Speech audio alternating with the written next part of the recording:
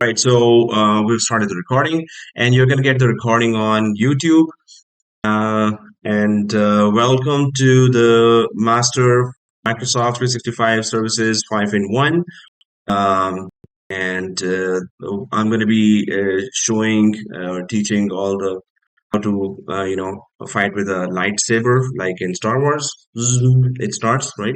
Um, and okay, so anyway, here Master Microsoft 365 Services 5 in 1. Exchange, SharePoint, Team, Intune, AZ104. Now these are full-blown individual courses, right? Microsoft actually charges you a lot for one course, each course. Okay, there's one here. Okay. Right, yeah. So here, so Exchange, these are all Microsoft 365 services that you're going to use every day, nearly every day as an administrator in your job environment. And I'm doing that already. I'm a senior cloud administrator in my company where I work. And these are the applications that I'm using every day. Well, if your company is a Microsoft shop, which means that your company has everything from Microsoft. Now, there are many companies who have everything from Microsoft plus from AWS plus from Google Cloud as well. And we are also slowly moving or adding some AWS and Google Cloud services. And but the thing is that these are the applications you will be or you must have, or these are the applications whose management or skills you must have on your resume. So that's why I started this course. Some students were actually saying that, hey, when are you starting this course? When are you starting those? And when? So the one student actually called me 2 or 3 times. Hey, you haven't started that course. And now when I did start that course, that student who called me 3 times for this is not even there on the day one. In fact, he's not replying for some time, and I've sent some people to search him on planet Earth. So anyway, the thing is, thank you, student, who made me start this course, and you did not join, but many others joined. This is something that anyone would want to have on their resume. And if you're a Cisco guru or your Linux guru, this is what you're going to be handling in your uh, job environment, production environment. I did add this AZ104. I was kind of not planning to add that, but just like students were asking, "Hey, do you have this course?" I said, "Right." And do you have this one as well? And I was like, "Right." And so that's how.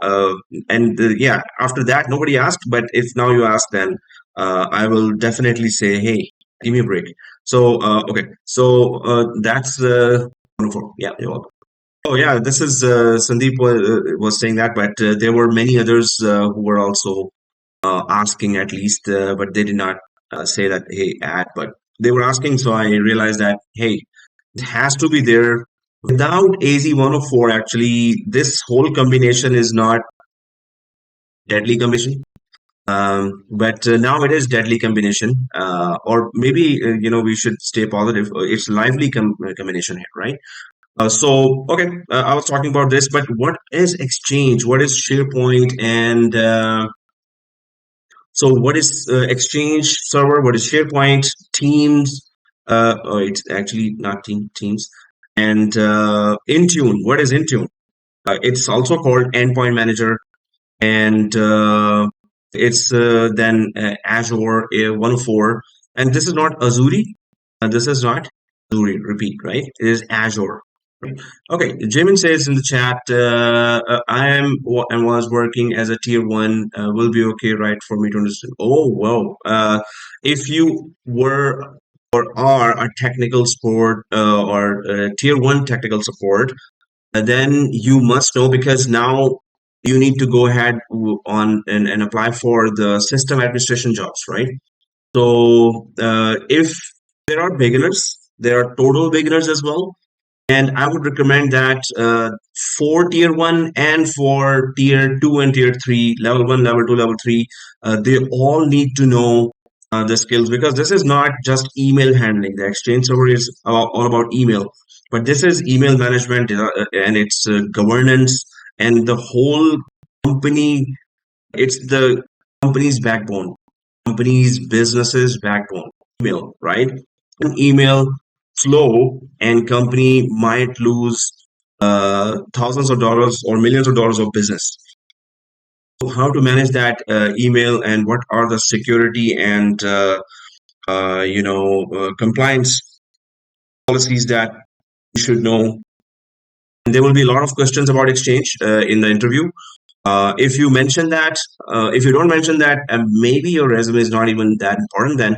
But if you do mention that, then you need to back it up with a lot of skills. So we're going to go through each and every feature of Exchange line, and we're going to try to understand what is this and how to really professionally manage the company's email.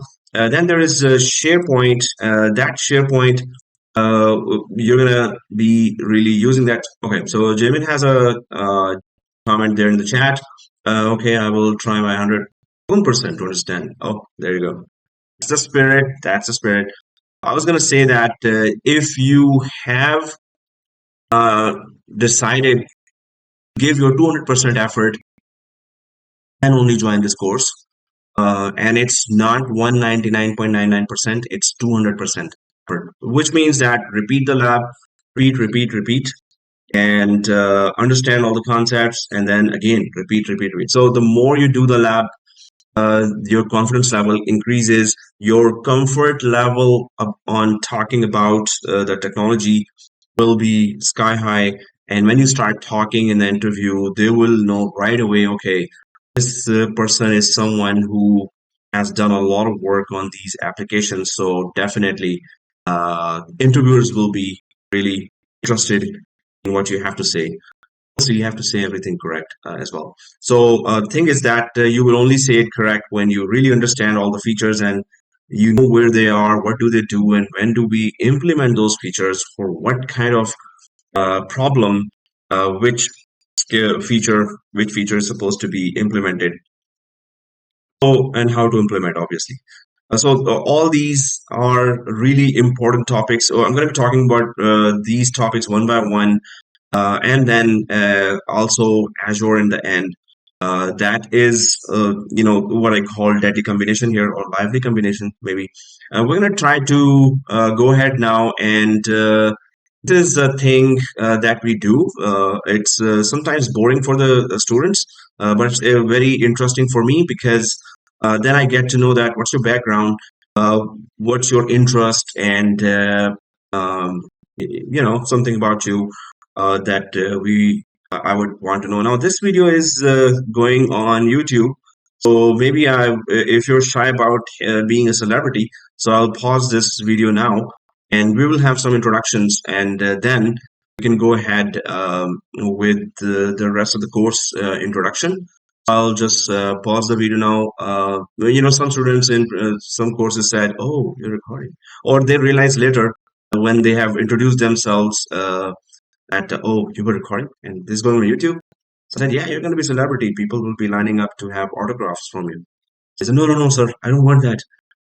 Then I told them, "Hey, I was just kidding. Nobody's gonna come for that." Anyway, so all right, guys. So we had some introductions, very interesting introductions, and very interesting profiles to know. And I was talking about my introduction here. And well, as I was saying, that whatever I do in my work environment, I try to introduce that in my course labs as well. Teaching is my passion. And this stunt that I'm doing, I always call it stunt because you don't see that anywhere. Master Microsoft 365 services, 5-in-1. So Exchange, and this is all strictly online. I mean, students have been asking me that, hey, how about we deploy an Exchange server on premises? But this online has so many features as well, and whenever I tried that stunt of installing Exchange and connecting it to online, it took like several classes of its own. Although very interesting, but I was not able to go ahead with deploying on-premises Exchange and then connecting to online. So the thing is that it's online SharePoint, online Teams, online Intune. My company is totally online. And many companies I see they are hybrid, and I've been giving interviews all year. I do that. So I found out that many big companies and many companies connected to government are still going so slow towards cloud and step by step, and they're thinking about going to cloud, thinking about moving their resources there. Yeah, banks are going forward a bit faster, but they are very, very cautious. Ransom Because of the attacks that are going on, ransomware attacks and others, they're not putting all the critical resources, important resources in the cloud. Yet they do want to use all the cloud, features and disaster recovery features, high availability features, scalability features. Want to use so. And then, thanks to pandemic, these services were adopted on a very large scale by so many companies. The its arch rival is Google Suites. Google Suites. Wow, I love suites. Yeah. Okay. So Google Suite, and that was where either companies were going for Google Suite and during pandemic, or they were joining Microsoft 365 services. So Microsoft gained millions and millions of more users and companies, thousands of companies that had Exchange Online. So now you will see pretty much in every job opening that you're expecting if you're saying that you're applying for system administration level 2, level 3, even level 1, so you must know Exchange Online. Recently we hired a junior administrator, and I was interviewing a lot of junior administrators for level 1 and level 2 jobs, and many of them had very less exposure to Exchange Online, SharePoint Online, Teams, Intune. So then we had to go for that guy who tested in his home Exchange, SharePoint, Teams, Intune, and I asked certain questions, and he was technical enough to go ahead and learn more. So then, he was a fast learner. He had good and wide and on-premise experience. Yeah. So if there are any questions, you can come on mic or you can put it on chat as well. So what I'm saying is this is so critical right now to go for these features. I use that every day, especially how to deploy, security updates, how to deploy um, applications remotely to devices. So Microsoft Intune, which is the cloud version of SCCM. That's really, really important. So if I go back to now the diagram here, um, what application plays what role there in the job environment, and how important it is to have those in your. Okay, that was one shot. So yeah, we're talking about these, right?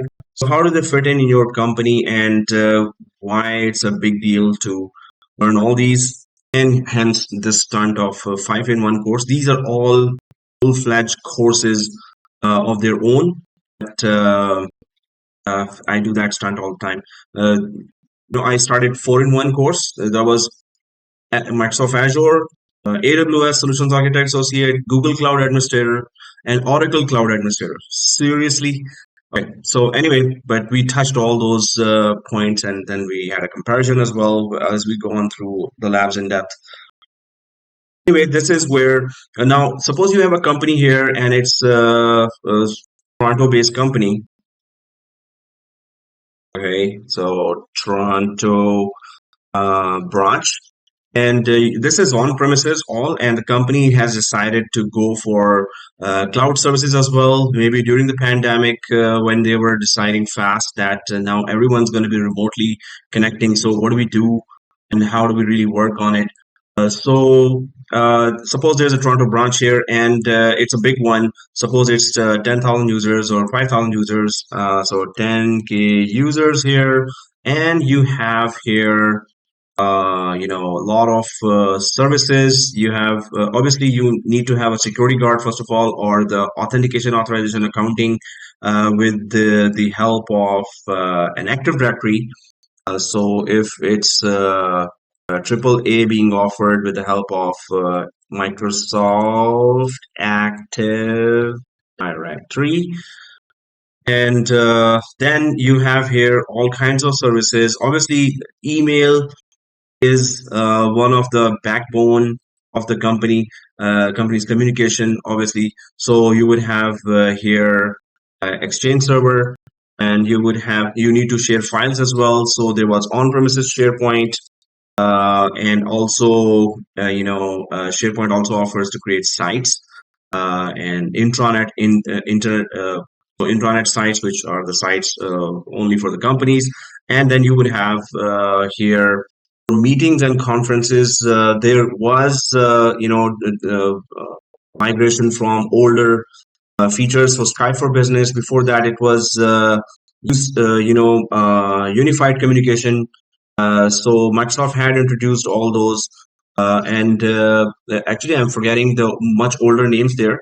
But it came to for meetings and conferences. It was unified communication, and it was connected to Exchange. And after that, it was Skype for Business, and now there's Teams. Skype for Business is still on premises being used, but for meetings and conferences now it's Teams. So we're going to be testing those skills as well by deploying the Teams client in our laptops and cell phones, and how to create a meeting, what are Microsoft services available for meetings and conferences. And you have to manage that on a day-to-day basis because we heavily depend on this dude here, Teams. Obviously, we need to chat, we need to talk right away with, and in my company, I go 2 days a week to the office, and 3 days connect from home. Although they're going to be increasing that as there's no fear of pandemic. Users are pushing that, hey, we are more productive at home. Companies are pushing, hey, we are paying a rent for our office in downtown. It's a lot of rent, so you better come here and socialize. So the old school wants the old way of doing things, which is, hey, everyone was supposed to be here, used to be here in the office, and we used to have fun and parties and chat, gossip, and meetings. So now we're at home. Well, the company, our branch moved from one part of downtown Toronto to another part. Uh, the company that was before us here in downtown New Branch, where we moved, I think 6 months ago. So that company actually gave up the office, and they realized during the pandemic, hey, we can work from home. So they don't have an office at all now, and they told their employees, go home, connect from there, don't need to pay a rent for that. And they saved like millions of dollars per year. But the companies did that too. That, hey, we don't need an office. Well, just the online presence and connect from home and from anywhere. Like now, our company has also offered that, hey, you can work from anywhere on the planet Earth for 2 weeks per year, and we're okay with that. You can connect from anywhere. So they are, companies have really gone with that approach that yes, you can connect from anywhere and work from home. I was back home for 1.5 months and last year, and I connected all the time from another country to here. But we had to create some strict policies, security policies for that too. So it is there's more security threat now as people are remotely connecting. So everything's online, but how to manage them? What are the compliance policies? What are the security policies there? And if you need to create resources in the cloud and remotely everyone will be connecting from across the planet, then how do you manage those resources there? And obviously the cost as well. Now, I was talking about the on-premises here. So there's Exchange, there's SharePoint, Teams for meetings, and then, well, the on-premises was SCCM. Now, obviously, all the purposes. So Exchange server here is, what is the purpose of Exchange server basically? So it is Microsoft Exchange. It had its previous versions, on-premises versions, in the branch deployed versions, but now it's cloud. Exchange 2003, 2007, Exchange 2010, 2013, 2016, 2019, 2022. So there are all those versions. So company email management. There was premises. It was big responsibility to handle Exchange, and there were databases to manage and make them highly available as well. In Georgetown College, I used to do that lab of disaster recovery and crash tests to move the databases from one company, from one hardware to another, from one branch to another. So there's a question in the chat. I was saying, is have more new opportunity in your company? Oh, okay. In my company, new opportunity. Well, we are not a very big company, but we implement government rules for condominiums across Ontario. Right? So we're kind of semi-government. And so thousands of users do connect to our site, the condominium owners and other uh, anything related to condominium in Ontario. So they connect to us, and for any dispute resolution as well. But otherwise, we're a small company. It's like from in Scotiabank, where I was, there was 80,000 users. Here, there are 80 users. So, so whenever my junior admin decides to leave, then definitely I'll be looking for whoever was really working hard. And obviously, it's not like me. Oh, hey, can you apply? So there's an HR there.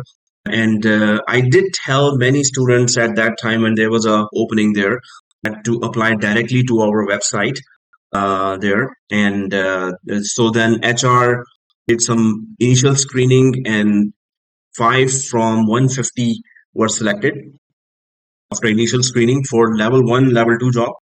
And then I interviewed those 5, and one was selected there. So whenever there's a job opening, definitely I'll put it in all the groups that, hey, apply on my company. But I do send job opportunities, related stuff, information for my friends' companies in a group. So I'll be putting that link in the group as well. You can join that group where I keep on putting whatever new job opportunities are there at my friends' companies or overall on the internet where I see.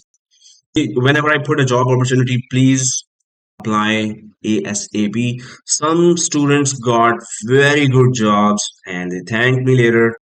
Um, but they applied right away then and there. As soon as I put there, as soon as I put it there, and the students put their resume there. The resume was good enough. They called the student, and in 1 or 2 weeks, he was like getting a very good salary, more than mine. Okay, anyway, so yeah, yeah, he got the job. But the thing is that you need to prepare for a good job whole year, right? And not, oh, there's a good job now. Now let me prepare. Hey, job, wait for me. I am preparing for what you want, the skills, right? So that's not, it doesn't work that way. You need to prepare the whole year. The job opening, the job opportunity comes and goes, right? Like this. And when you see in LinkedIn, there are like very good job announcement happens there. 150 resumes, 130 resumes. Sometimes I see that, and there are just 2 or 3 resumes. I put my third resume there. I had interviews in the past. I have interviews in coming weeks as well. I just keep doing that. But yeah, you have to be very fast. But are you ready? Did you prepare all year for that? Do you have all those skills that today's job needs? Right? So it matters that how prepared you are and how well informed you are. Right? So Microsoft Exchange, company email management, so email management, compliance, security. So there's a lot in Exchange Server that you must go through at least once before you hit the market and start applying, because you must say that you know how to handle or how to manage companies' email services. If it is even slow, they're gonna really be upset from you. If it's it didn't reach at all. Whoa, good luck. But the thing is that Microsoft has done some excellent work from their side to keep the whole environment stable. We still need to learn a lot of features there. And pretty much I get tickets every week, at least 1 or 2 tickets about Exchange server. So if I don't know where what is, I won't be able to resolve those tickets within SLA, service level agreement, right? So you must know where is what to handle email management, right? Um, so there's a third question from Arif. How much is the pay? Uh, for level one, actually, hey, HR never told me the pay, but I think it was 60 or 70K per year, 60K per year for level one, right? Or 70K. So yeah. Uh, Now then there is SharePoint. Yeah. But your resume should be full and you should have all these skills mentioned there. This is what I do every day there. Especially in Azure, we are starting a big project called a landing zone. So I intend to, this course as well, I intend to implement that whole landing zone with you because this is a big deal. You need to do all the newer labs. Azure in Exchange also there are some newer technologies. Teams, Intune, they are changing pretty much every 1 to 2 weeks. There are some new features there. I'll be adding all those new features which are now required in the market. Okay, SharePoint Online is for well, it's pretty complicated, more complicated than we thought. So, company site uh, for employees to visit. Also, it is offering intranet. Well, that is pretty much the company site, and file sharing uh, with uh, so you have to check what are the compliance policies for that and how do you secure your companies because files are data, right? So data is the most important thing. Data is like gold now. So you need to really know that how to protect your data from attacks, from threats, and from being stolen by rival companies, hackers. So you need to really go through all those features, small and large and big features in all the nick and corners of the application to know that what is open, what is closed, what is working, what is not working. So it's really really important to know that. And Microsoft does not open or enable all the required tough features of security. You have to know that where are those, and you have to enable it according to your company compliance policies. Otherwise, if you just log into Microsoft Office and expect that, oh, they're already securing me, so I don't need to do anything about it. Well, first of all, if you don't need to do anything about it, then company doesn't need you, and there's no job for you, right? But there is so much that you need to customize in those enterprise application. Otherwise, your company will be attacked. Your company will be, if there's a ransomware attack, whoa, you're in trouble. We are all in trouble if there's a ransomware attack. If there's any kind of attack and there was no due diligence from your side and you did not enable those security features there, so there will be consequences for not looking at the right areas and enabling the right features, right? So we need to know, we need to go in depth with all the features, and we need to know. The more knowledge you have, the better your chances for a very good job, right? And sooner. So then there is Teams here, and Teams Online is all about meetings and conferences. Uh, but it's not just this. I mean, there's a lot of features that you need to configure. Well, by default, the features are configured, but how to regulate them? What are the compliance and security is always there, and you need to know what exactly is Teams Admin Center and what can you do with that. All the you know calling features there, calling features, connecting to PSTN, public switch telephone network. Well, we're not going to do actually that because I don't have a PSTN. We just meet online, right? But you need to know that how complicated Teams is, right? So then there is very, very, very, very important for you, Intune. So that is also called Endpoint Manager. And I had to do two big projects on Intune as I joined.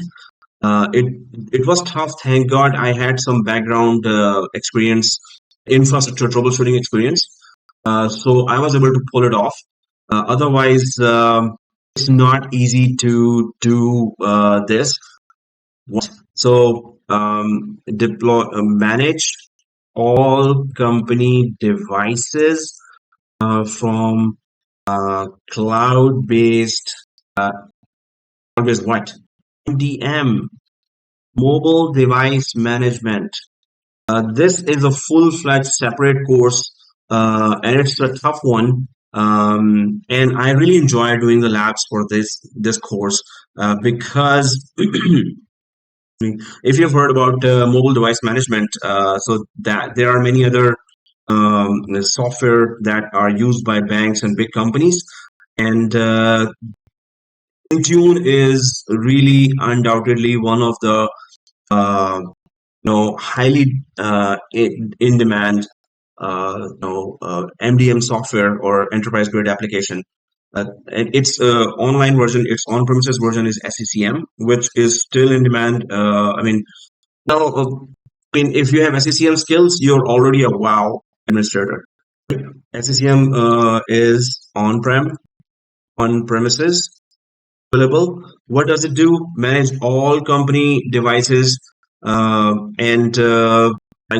laptops, desktops, cell phones, excuse me, tablets. So whatever device from which you or your employees are going to connect to your company's data. So companies in online infrastructure. So you need to secure that.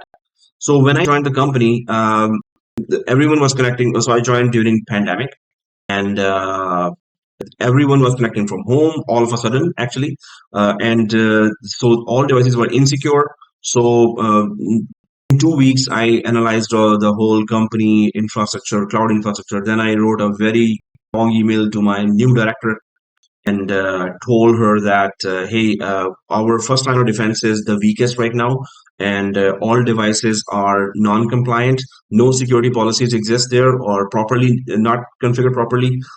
Then we started a project and we secured all the devices, older devices with the Windows 10, older versions, not patched at all. So any one wrong link clicked, and we could the whole company could be attacked with ransomware, and ransomware means your all data is hijacked or encrypted by hackers. You can't access your daily data and critical data, and you have to pay them to get the decryption key.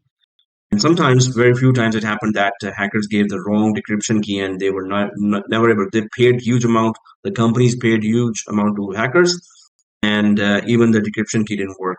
So they lost their data, and they had to recreate the whole thing again. So, and that means company goes like 10 years back or 5 years back, no data there, right?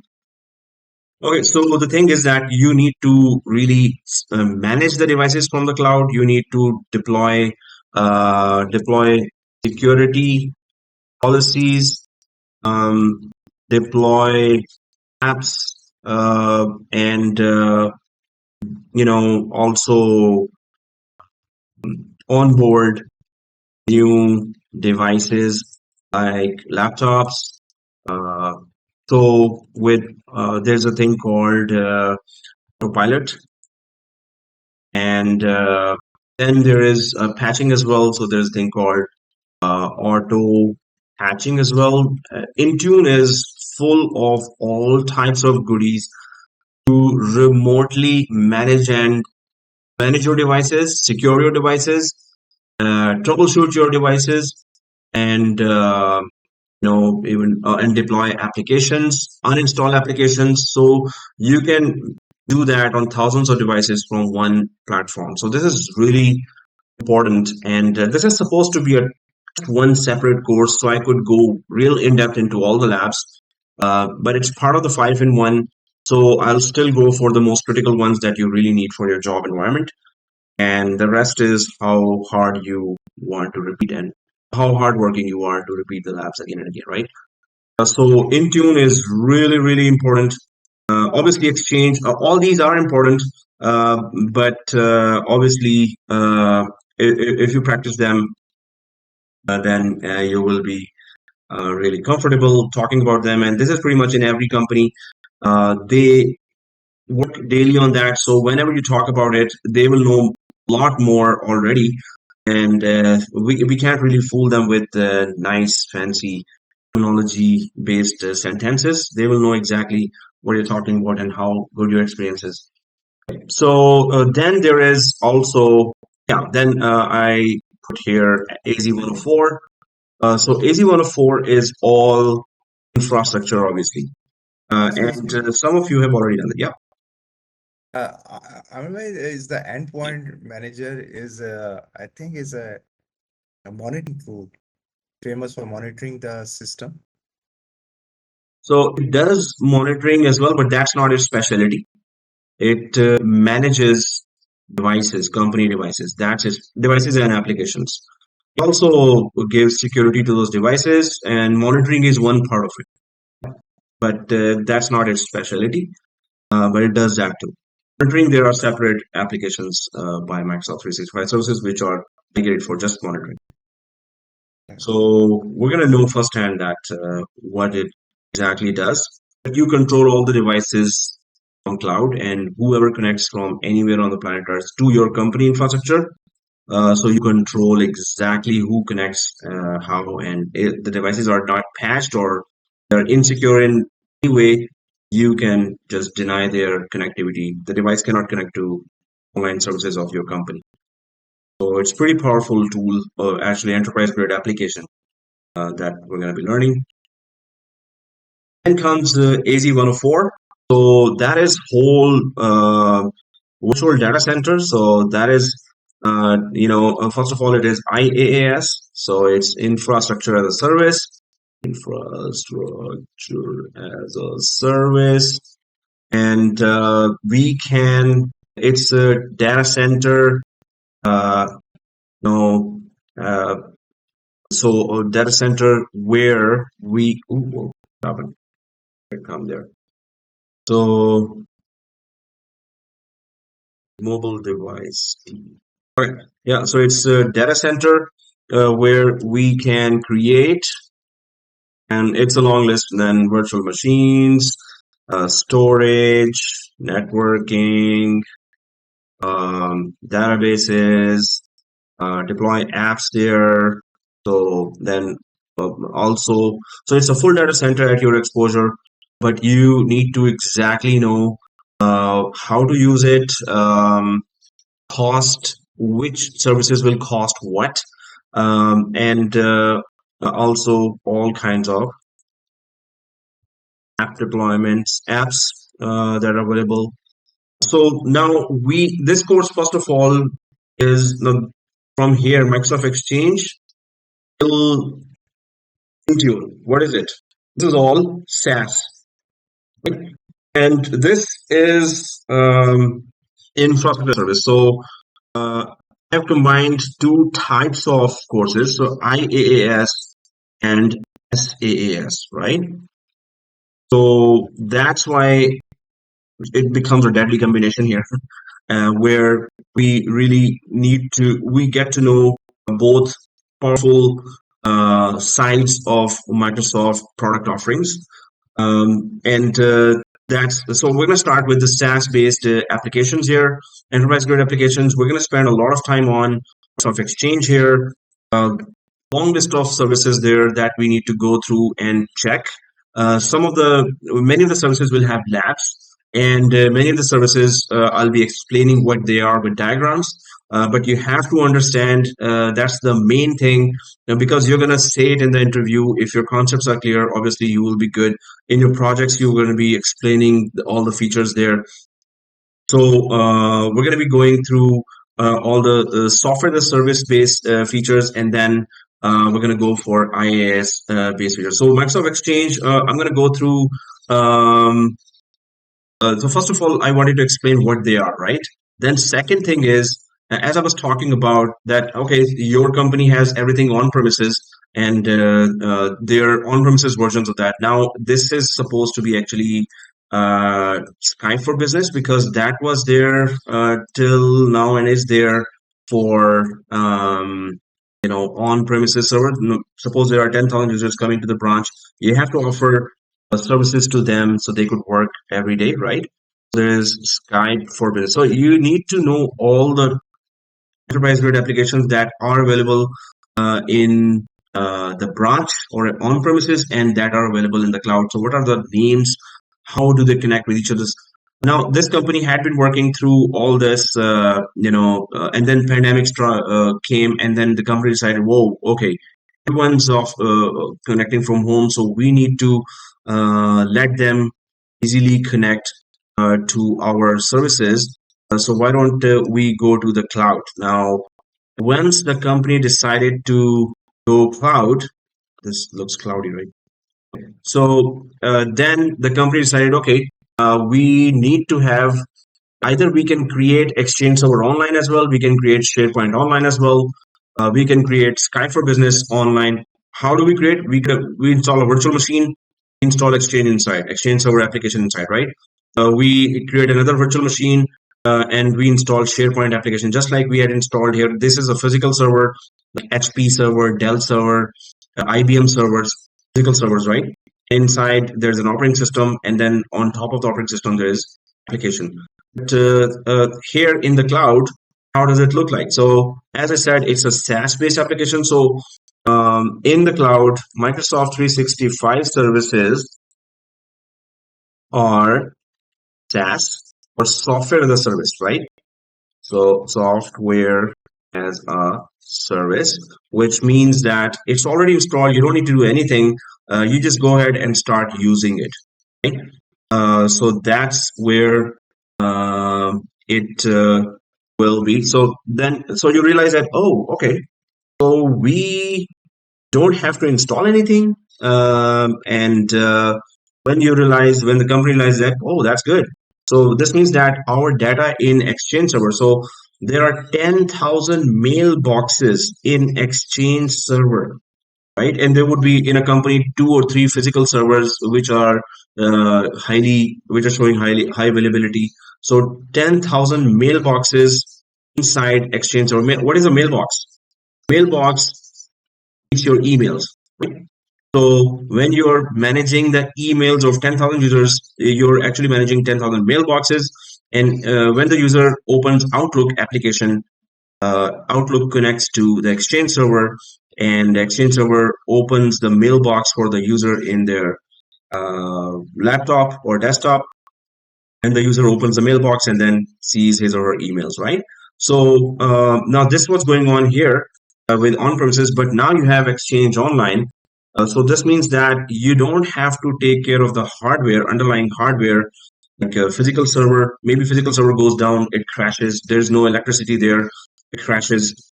The hard disk inside the physical server crashes, it's gone, or it's there's RAID 1, RAID 5, RAID 6, RAID 10. So you have a protection of storage, but network goes down and nobody can connect to the mailboxes. Maybe there's a high availability, services available there. So there's another Exchange server you fail over to. So that also you can connect to when one physical server crashes. But this whole physical server maintenance is gone now. There's Exchange Online, so you don't need to at least handle the hardware. You don't need to handle the operating system. You don't even need to handle. So the application could have issues. Application services could have issues, right? Exchange service just stopped working for some reason in the background. So you're going to the services, you're starting that service. So suppose if I go to services.msc in Windows 11, and if it opens, so these are all the services, right? So these are running, automatic, running. what other services, Adobe Genuine or AnyDesk or any service. So Exchange services, there are like 10 or 11 services there for Exchange 2013, 2016, and any service would go down. That's it. The application is not working. Hardware is okay. Operating system is okay. Application, Exchange application service itself is not working, right? So what do? Then you troubleshoot that. You check out what's wrong with that. You check out the folder where the Exchange was installed, the hard drive where it was installed. Maybe the file was attacked by a virus. Back attacked it back when I was in a university as a system admin. So there was a virus attack on our services, and then we realized I was then newly appointed system administrator at that time. So then I realized that well, there was a virus attack, and the virus just simply changed the exe files into some other extension. So Exchange services patched. No more email available for the whole university, and you can imagine how chaotic it could be. So then we realized that our antivirus was expired, and that's it. So then we had to purchase a new antivirus. So the previous administrator didn't tell me that, hey, or well, he also didn't know or was not having due diligence. So we had to then check or run the antivirus again, reinstall the Exchange again. It was in recovery mode, and then the services were started again. But the thing is that uh, all those hassles are gone now. Exchange Online really, Microsoft handles the underlying hardware, underlying application of the Exchange. It's just available on their side unless there's an outage on the regional level. So Exchange Online is there, but there's so many features in Exchange that need to still be known, and that comes with first you understand, and then you implement, right? So Exchange Online. Now, suppose company decides, okay, we're going to have Exchange Online services from now on. We're not going to really use the on-premises. So obviously, the companies that are still, many companies have done it. Many companies are planning to do it. Many companies are in the process of doing it. But they first move first they connect the on-premises Exchange server to Exchange Online. Then they migrate so that's migrate all mailboxes uh, from on-premises Exchange to Exchange Online, um, and that is itself an art.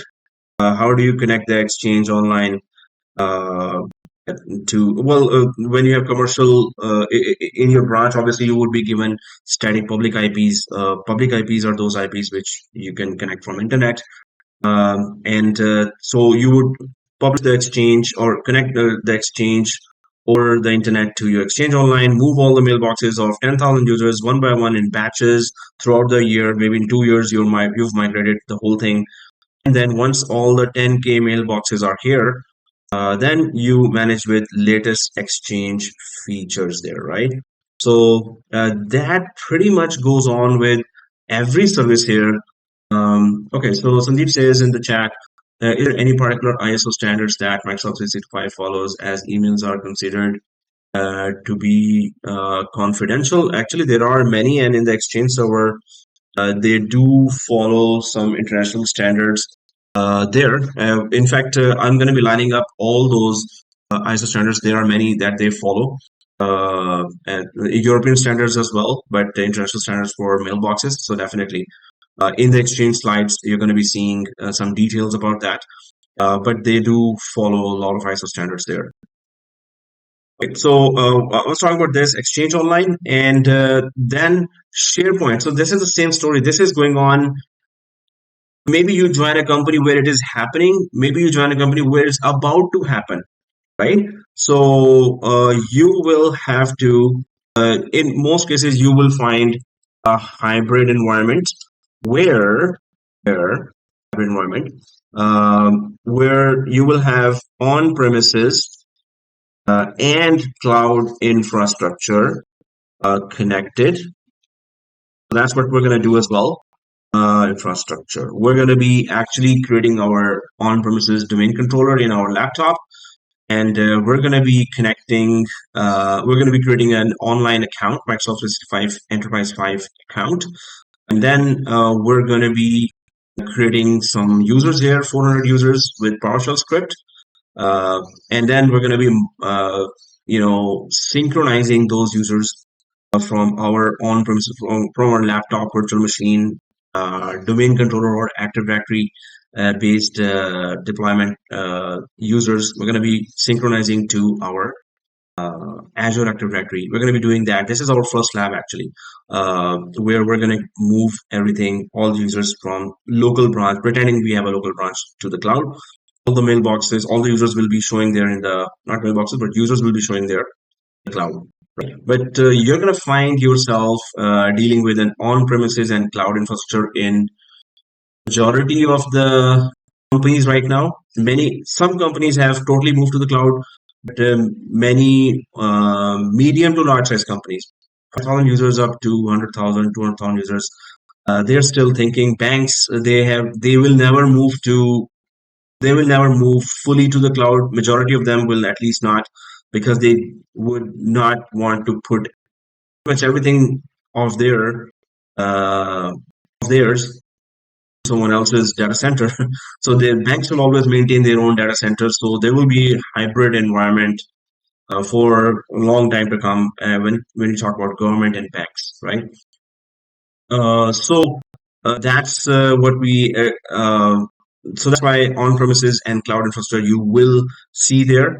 If any one of you wants to deploy Exchange Server on-premises, so I think still have software. You can still find software somewhere, but I can give you some of my old lab videos where how can you deploy Exchange Server online on-premises in your laptop. It's pretty heavy. You must have a good hardware to do that. Yeah, as I was talking about, the companies, this is what is happening and will be happening or has happened already, right? That Exchange mailboxes, when I give interviews nowadays, still they're saying, okay, we're about to move to Exchange. Another company, they were saying, we already have that infrastructure connected, and we are moving in batches, all the mailboxes from on-premises Exchange Server to online Exchange Server. Or some companies says that, okay, we have already moved everything to Exchange Online, uh, and but our other resources are still in on-premises like SharePoint and Sky for Business and SCCM. So, well, the second thing would be if you might see that SharePoint services are one company I recently gave interview. They were saying that, hey, we're moving everything to SharePoint, and we really need to, move all the sites and folders and permissions of SharePoint from on-premises SharePoint to the online SharePoint. So obviously that would be the other thing. SharePoint Online. Either you start creating data directly on SharePoint as a small company, or you're going to be moving a huge amount of data from on-premises SharePoint to SharePoint Online. But we will try to know all the SharePoint Online features. Pretty much, if you know all the features of SharePoint Online, it's other than the local hardware and database deployment, everything else is pretty much the same in SharePoint on-premises as well. Also, this goes for Sky for Business. So all the meetings and conferences were happening because of this. But majority of the companies have preferred and gone to Teams already. So you will see Teams heavily being used and companies heavily relying on Teams online, right? So that's where meetings and conferences happen. But there are so many security features there that you need to know. And Teams Administrator Console is a big one. So you need to know that how it connects to, well, with diagrams, I'll be showing obviously they connect to the, suppose you have voice over IP, and it's in banks and governments and big companies. There are VoIP phones already there, VoIP services are already there, voice over IP services, right? So teams can connect to those services as well on premises. And what are the terminologies for that? What features Microsoft offer for that? What are business phones there? So that's a lot of stuff that you need to know about Teams Online when it comes to meetings and conferences. Right, recently in my company, we were talking about, hey, we need to have devices upgraded for our meeting rooms and conferences. So then we started looking for Teams compatible devices for meetings and conferences, right? Uh, but they were kind of much more expensive. So we're still in the process of finalizing the devices, and we're going a bit more low profile here, or kind of cost effective. So we're going for PCs, small mini PCs. We're putting there to connect to Teams for meetings and conferences. Otherwise, we have a big meeting hall where we are using Teams compatible devices, which are pretty expensive but very effective. So there are new ways to do everything, obviously, and newer ways are still being introduced. Then you see there are 10,000 users, right? So this means 10,000 desktops and laptops. So this means you needed to have an have an application system center configuration manager, SCCM, System Center Configuration Manager.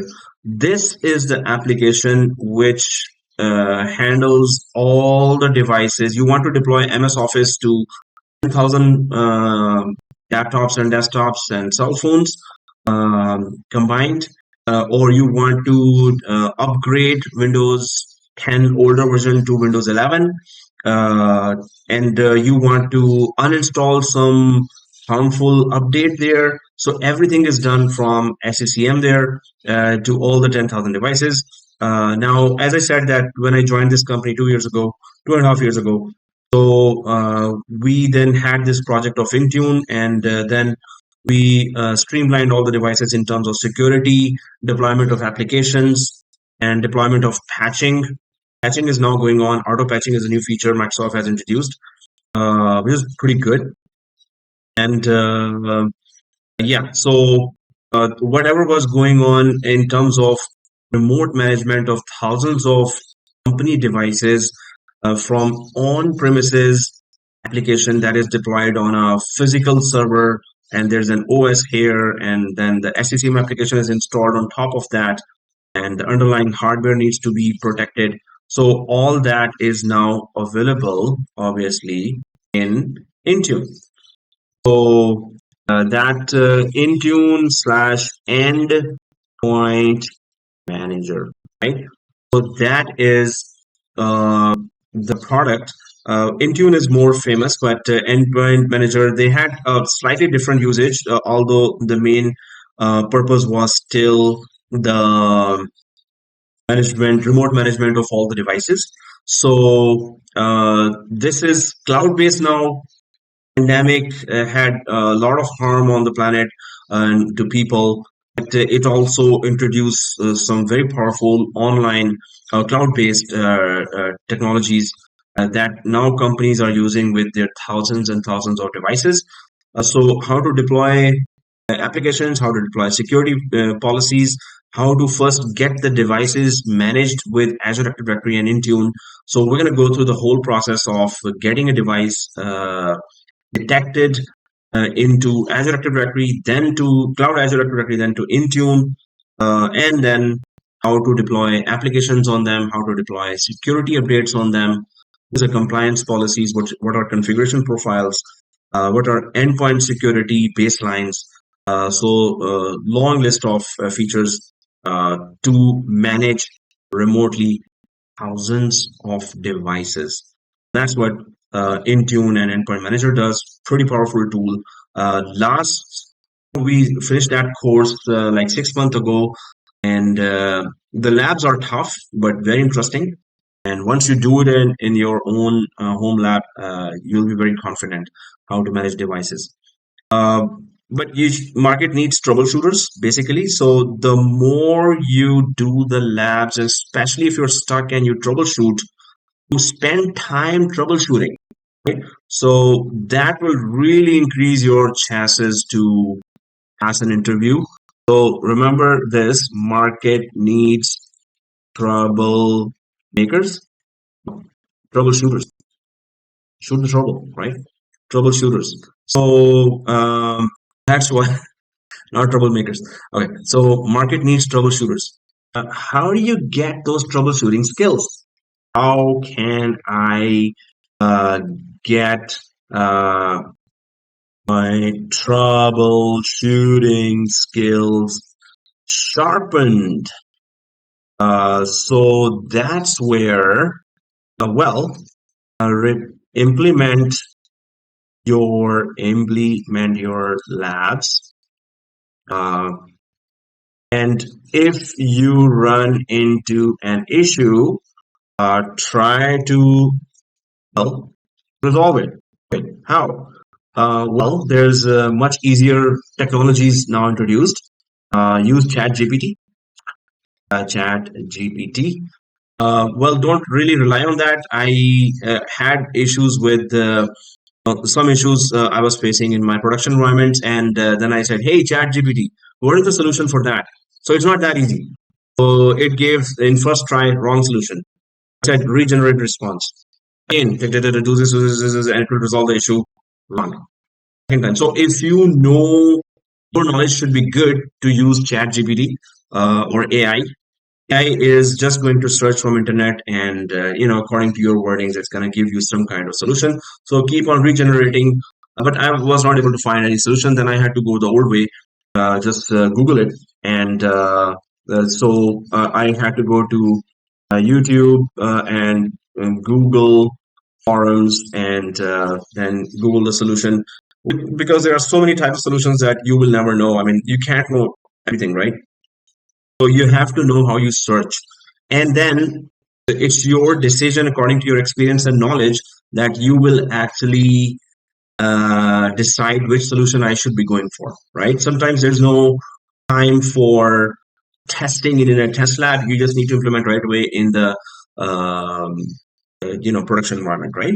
So that's why you have to really make sure that you repeat the labs. You're stuck. Share in this WhatsApp group, discuss that solution with others, and try to see how long did it take for you to troubleshoot and resolve the issue. In one of the interview, there was a question. Oh, you had an issue with the security. How long did you take? Now that was a big issue, and it took me 4 days to resolve it. And I was honest enough to say, it took me 4 days, sir, and that's it. The security guy was quiet after that throughout the interview. I thought he had more questions. So I should have said, "Oh, it took me like you minute finished like this, no problem." But no, I mean, I had to be honest. But I explained that this was a issue, and there was this. All dependencies were stuck. There was frozen this, and going through all that, it took us 4 days. Otherwise, normally we resolve during the SLS. There are some issues that does take time, but yeah, that's not the favorite sentence you should have in your interview, right? And you just say, "Ah, done." No problem, man. Okay, anyway, so but interviewers have scanners in their eyes, so they scan you as well, and they have a lie detector. Anyway, so yeah, there's a question in chat. The person says, when I tried to log in Humber ID in my phone, it required my phone PIN code or password. Is that in tune? So that's the question. Well, multi-factor authentication, right? So MFA is part of Azure Active Directory, but it's not Intune exactly. Intune also implements with conditional access policies as well with the help of that, which is an Azure Active Directory feature. The multi-factor, it just forces that, but it's a Azure Active Directory feature, multi-factor authentication. So it was MFA. Okay, guys. So we were talking about that. Market needs troubleshooters. You need to be a troubleshooter. How do you do that? You resolve all the issues and discuss the issues and go in depth and try to do it yourself. Otherwise, share it in that WhatsApp group, and then go.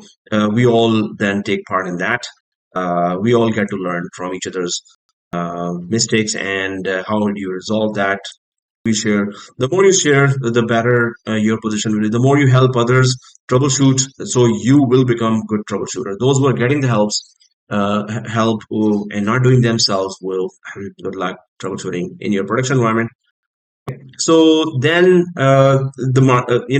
this is where the market is right now, with majority of the companies moving towards SaaS based services, software as a service, and also whatever the online options for the enterprise grade applications on premises in their branch, right? So they're moving all that. Every application migration, data migration has its own separate steps and scenarios. So SharePoint migration will be totally different from Exchange migration. SCCM migration will be totally different from Teams or Skype for Business migration. They the way they work in a different way, so their migration is always also different. Then comes that Azure environment, and that is IaaS, and that's where you need to be very, very careful because using underlying hardware of Microsoft data centers will cost you, cost the company. So when you are suggesting, sir, for Exchange server, we will be deploying, or for database server, or for anything else, suppose you're deploying, we will need 200 virtual machines. I know how to create 200 virtual machines, so I will do that. After 1 month, the company sees that there's a $10,000 bill, and they ask you, hey, what did you do? Sir, I said I will deploy 200 virtual machines, so I did deploy that, and your applications are working fine now. Hey, you cost us $10,000 for what? Then, so you have to really understand that whatever you recommend as a Azure administrator, it will cost the company. So you have to be kind of an accountant as well as technical.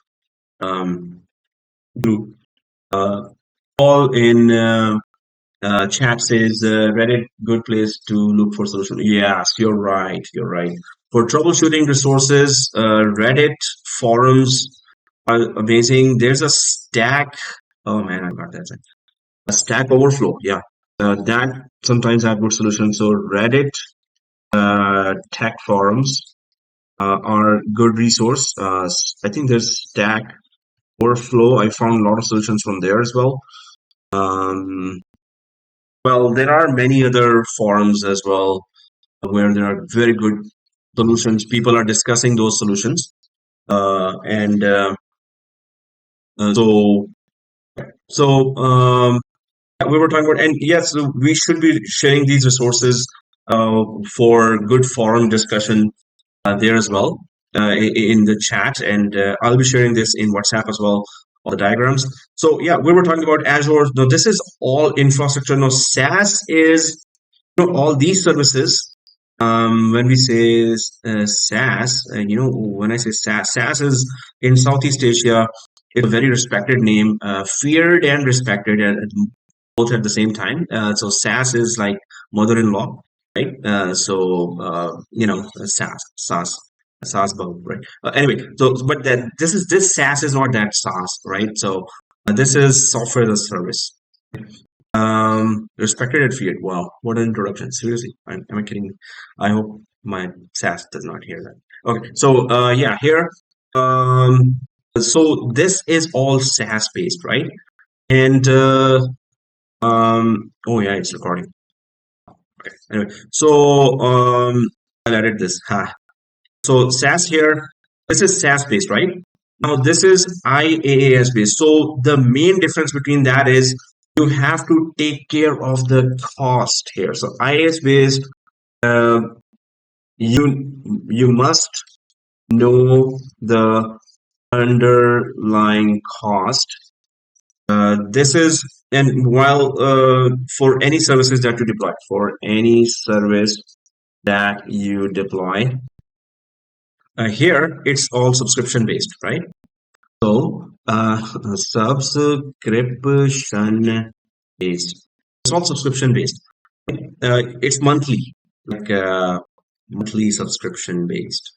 So you go for, there are licenses, E1 like business licenses, and then there are E1, Enterprise 1, Enterprise 3, Enterprise 5 licenses. If you go for, suppose, E5 licenses, we're going to be creating our free trial account with Enterprise 5 licenses, E5. That's the highest paid. So highest amount with all, because it offers pretty much all the services of Microsoft. So maybe it's $80 per month per user. So if you have 10,000 users and you give all of them E5 license, so that would be one PhD in maths. Okay, or you can ask ChatGPT. Okay, so the thing is that $80 per user per month, with all the best services that Microsoft has to offer, with all the advanced security services that Microsoft has to offer. It's all monthly subscription based. You can use however you like, but it's just yeah. SharePoint has, like, you have to check for storage. It's like 2 terabyte you're purchasing. You want to upgrade to 4 terabyte. Yes, then you have to pay for that extra. But otherwise, it's all SaaS based services, software as a service. Here, IaaS, obviously, you have to be very careful. So obviously, I'll be showing you then how to be careful and how careful I was. I was doing some lab in AWS for AWS class that starts 3 to 7 on Saturdays as well for this class. So in that, yesterday night I discovered that I created two big environments and I forgot to delete them. And now there is $189 bill waiting for me. So yeah, you pay for your, no due diligence. So I did.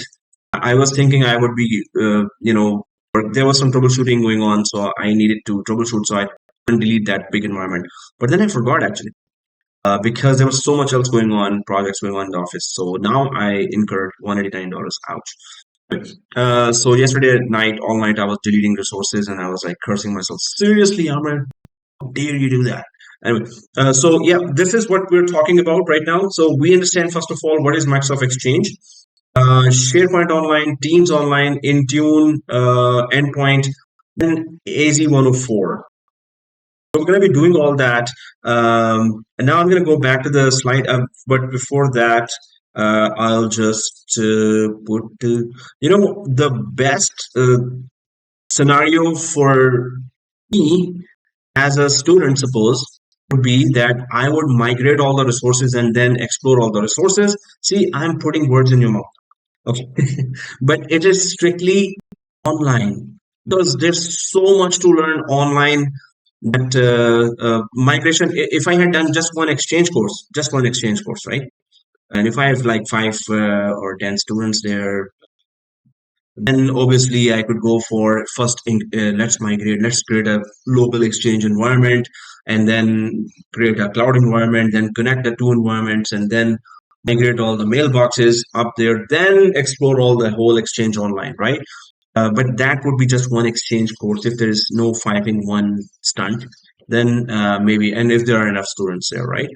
Otherwise, I can give you some forums and resources for how to install Exchange. There are videos, and then there are many long step-by-step screenshots people have created how to connect Exchange to online. How did they migrate? You know, it's pretty complicated process to create the whole migration environment. It will take forever for the course to then finish, and I need to start other courses as well, right? Okay, but I really enjoy doing all the labs, and I wish I could include that. I hope I could create a lab for you, video lab for you that you can practice at home. But there are so many labs due on me that I just say that okay, I want to do it, but it's overwhelmingly complicated and time consuming. I would love to go for the whole migration environment and moving of resources, right? It's just that it's not possible with these kind of pretty, few hundred topics that we're seeing here. There are many complicated labs coming your way anyway, even in online. Okay, so I'll be taking a screenshot of this, and I will be. So I change accents as well. Don't worry about that. Do aqua as well. Hello, hello, hello. Okay. So yeah, I'll be putting that in WhatsApp here. I hope I'm putting it the correct class. And this is the diagram, just for our review. And I'll be going back to the slide here. And yeah, we were talking about that. Your instructor, blah, blah, blah. Topping certifications of 2022. We have So there's Microsoft Azure Administrator, AZ104. Guys, Microsoft Azure Fundamentals. This is something you must do because you need to know what services are there basically that Azure is offering.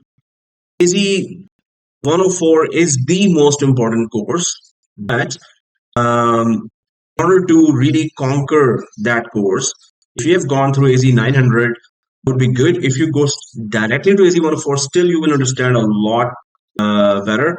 But try to do a self study on AZ 900 because this is just fundamentals, right? Basics. And then, yes, there are many demanding courses. This is, you can see pretty much within the Microsoft domain, what Microsoft courses are in demand right now. DevOps is really on the rise. And okay, so Jamin says, the chat, I did AZ900 already by self-study. Very good. If you can share the resources in WhatsApp group, that would be good for us, and we'll be thankful to you, Jamin, if you still have those resources. Otherwise, when you Google AZ900 resources, you can find so many resources, questions, and exam questions. So give this exam like within 2 weeks. Just go for it. AZ900 or maximum 3 weeks. Just give it. AZ900. Right? I'm an administrator, right, in a company, and still my organization asks me, "Hey, have you done AZ 900?" And I'm staring at them like, "Kidding me? Really? That's basics of Azure, really?" So, do you know the basics of Azure? Hey, I've been doing 2.5 years. I've been eating samosas, that you've been purchasing for me. But yes, I've been doing your work as well. And that was all on Azure, and especially it's Azure Administrator. So I don't need AZ 900. But companies have that in mind. You should know, all the services of Azure. So give it within next 3 weeks. Just don't wait. Well, the best way to give an exam, go to the website and purchase the voucher for this, then start preparing today. So give yourself 3 weeks. Just simply give it. That's it. Give it. See, I'm reading this one time. AZ900 also have free certification. Oh, there you go. Sandeep says in the chat, AZ900 have free certification. Sandeep, can you share Yeah, some URLs? Yeah, sure, I will do that because I did the free one. That's why I remember very that. good. So you have Amazing. to, yeah, because Microsoft always have a list of some free certifications. Uh-huh. So that particular, yeah, time period, and yeah, so I missed that your Oh, administrator, but yeah, fundamentals I did free actually. okay, so they were offering at certain time, right? Certain Oh, time, but usually fundamentals usually leave always free, So, but I'll browse the link and share in the chat for oh, thank everyone. you very much. No Yeah, that would worries. be very great of you if you can share that. So Sure. guys, let's share resources with each other and let's help each other, know, get more and more knowledge and certifications. So yeah, again and again, I'll just remind you that just give this ASAP. I mean, this is supposed to be in your resume, ASAP. Okay, go ahead. No matter whatever else you have done, if you haven't done this, just do it. 900, and it's not difficult. You will be able to do it easily.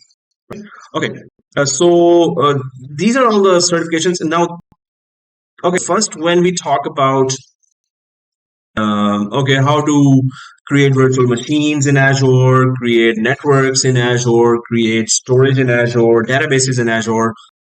You know the inside out of Microsoft Azure platform.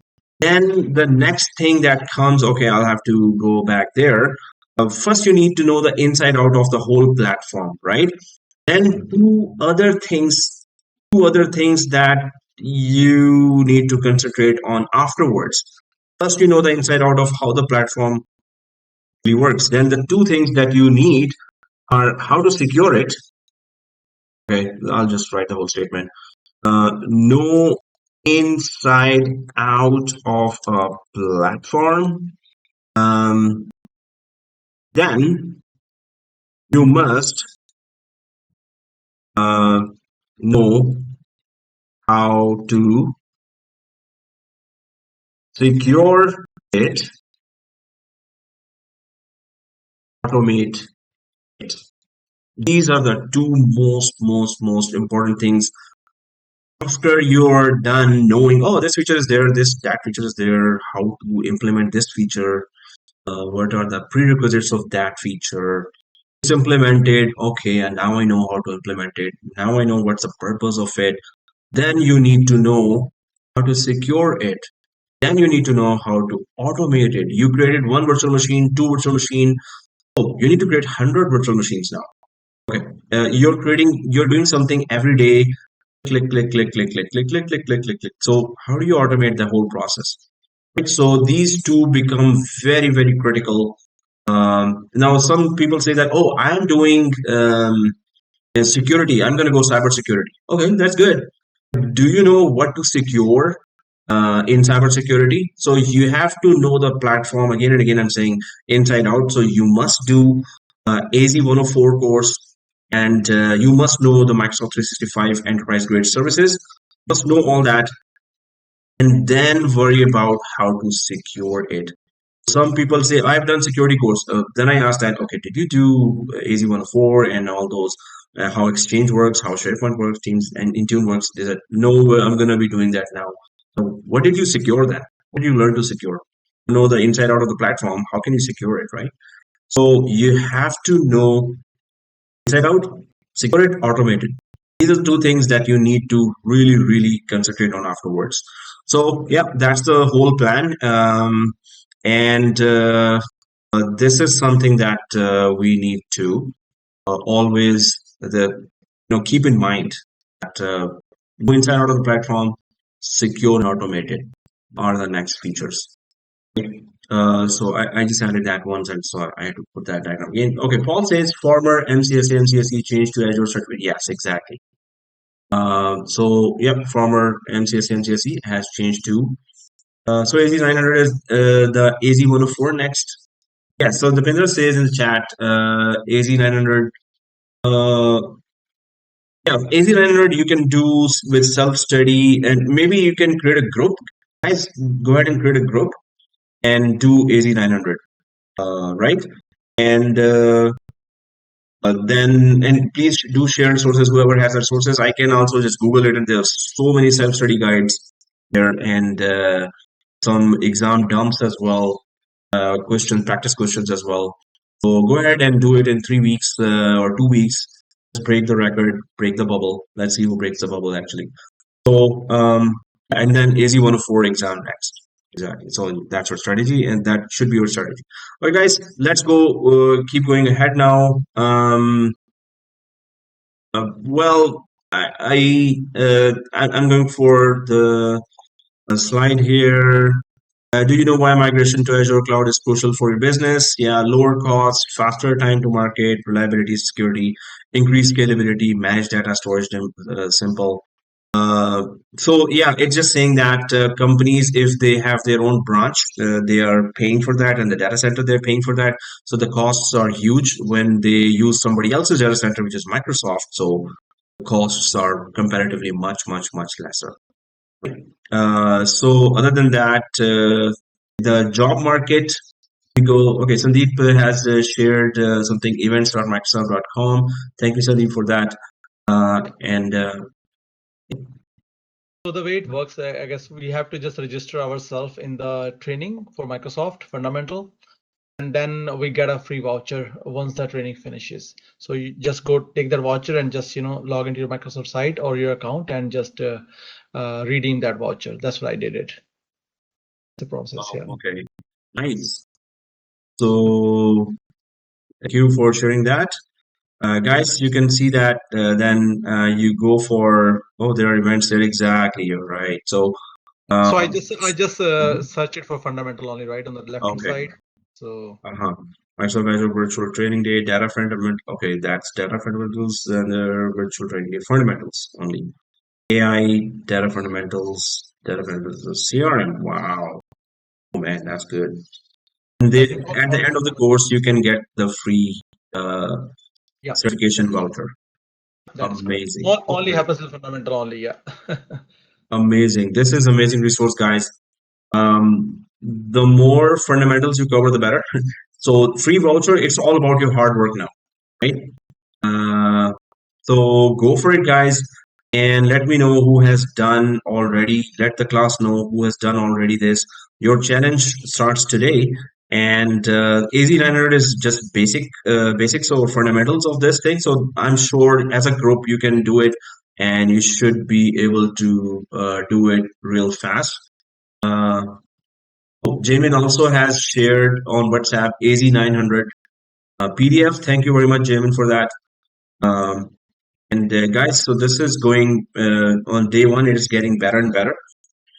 So I'll also share that link here uh, for free training and voucher. So okay, yeah. So go for it, guys. Maximum take 2 to 3 weeks, but give these fundamentals. CRM is also Dynamics 365. We are using that daily. Pretty much in your organization, you will find this customer relation management, CRM, customer relationship management, CRM. This is also, if you do it, wow, it's good, good. Microsoft 365 fundamentals, amazing. Security, compliance, and identity fundamentals. Wow, man, this is a treasure hunt. The more you do it, the better you get. AI fundamentals, amazing. So these events are happening now. Thank you for sharing that, and go for these exams. At least give once within next 3 weeks. Um, so that's very good resource. Thank you for sharing that. I'm gonna go back here to in the job market when we go and check it out. So there are jobs there for. So if I go for Microsoft 365, if I just put Azure, it's gonna be very easy and straightforward. So wow, okay, 70,000 to 90,000. Kidding me? Okay, system engineer, Azure Networks Toronto's, and they're offering this. Microsoft 365, Azure, Intune support. Wow. Okay. Troubleshooting, implementations, and migrations, managing our clients' infrastructure is the main focus, blah, blah, blah. So this is a job for that, and it is asking for all those skills that are in the course. And then there's senior system administrator, Microsoft 365 suite, including software deployment, licensing management, and escalation support, employee and family assistance program. Okay. So that is also there. And you can see as soon as you type there, this is also Toronto-based job. Dynamics 365, as I was saying, CRM, customer relationship management. So this is Dynamics 365 based job, 3,000 to 82,000 per year. Systems administrator, Markham based, again, GTA, Office 365, and users, VPN users. So this is another job. They didn't mention the salary, but I think this is level 1. And they call it system administrator, seriously. And infrastructure system administrator, so they also mention 1 year of Windows Server infrastructure, 1 year of Exchange, Office 365 hybrid, 1 year of managing and cloud infrastructure, 1 year managing Teams voice environment. So this is pretty much the job environment. Oh, then they also have a lot of other products here. So you have to be a Superman, Superwoman. But Microsoft 365, when you type there, you get a lot of GTA-based jobs. Oh, you can actually click on that job. So it keeps on going, right? And it's asking about Meraki switches. Guys, Meraki is so easy. Meraki, Cisco Meraki switch. And so I had to deploy that. I'm a Microsoft guy, basically, Citrix, Microsoft VMware guy. But when I saw the Cisco Meraki online cloud-based dashboard, wow, it was amazing. And it was so easy to deploy everything. So I deployed the firewall, the access points, the switches in the company when we were moving from one branch to another. So, and then again, yeah, so Intune would always be there. They're asking about Azure, VMware, CCNA, MCSE certifications. So overall, and they have thousands of other products. But if you cover the main products, you should be good. Right? So So there's a question here from Paul. How about ITIL? All my interview asked for this. Oh, and from Jamin also, what is ITIL in layman's language? So ITIL is change management. So when you are making a change in your environment and how to run the IT department basically. So it's all the ITIL has many modules there, but it's all about change management. Suppose you want to migrate resources from on-premises to cloud, so that's a huge amount of changes. So did you get approval for that? Did you follow the due process? Is there a is there a redundancy that you've created there that if plan A fails, then plan B? What is your plan B? What is your disaster recovery scenarios if disaster does strike there? What are the processes and standards and procedures for that? So this is all ITIL that you have to know that how to really run the whole department and especially how to manage all the tasks and multitasking, plan A, plan B, approvals. Everything is done properly. That is ITIL, right? So just in few words, but it has lots of modules. Before I was applying for job 12 years ago here in Canada, so I went for some practice questions for ITIL and gave the exam in one night because I was applying pretty much 5 new companies every day. Upload resume, 5 new companies, create the whole profile in a company and upload. So you have to first you make a resume with good skills, then you upload it to pretty much every company in GTA, and yeah. So and keep shining your LinkedIn profile. LinkedIn is a very, I mean, I get so many, and many of the students and friends also get so many job not offers, interview offers from LinkedIn. So your LinkedIn profile should be very good. Okay, so if I keep going ahead, Microsoft 365 services, but I'm just showing you that what else they need from that. So never rely on, oh, if I do, teacher, if I do Microsoft 365 services, I will get a very good job of 150K per year and a Maserati and one condominium free in front of Lake Shore and free tickets to Paris, right, every year. Okay, so no, you have to have multiple skills, right? So these are a set of very critical skills that you should have in a resume. Other than that, what else you should have? Always keep an eye on these pages, these job announcements. Do what I did. Just type Microsoft 365 and check it out. What else is needed? Many of the skills you might have already, and some of the skills you need to have, but 3 or 4 major skills are there, and then the rest they say that okay, we'll teach you, don't worry. But you should have certain skills that they need. So Microsoft 365, SharePoint, Active Directory, Quest migration tool, and then OneDrive, Teams. Yeah, we're gonna cover all that. Oh, I forgot to mention OneDrive, but OneDrive is also there. The enterprise one, the business one. So you can see SQL databases and everything. We're going to cover some of SQL in AZ 104. ID technician, Microsoft 365. So there you go. Level 1 is, well, this doesn't look like level 1. But they call system administrator ID technician now as well. And urgently hiring, you can see. So are you ready for all these? There's so many jobs there. Just prepare, or do all the courses, do all the labs class, whatever skills you understand from the labs, put it in your resume right away and keep updating your LinkedIn profile. Right?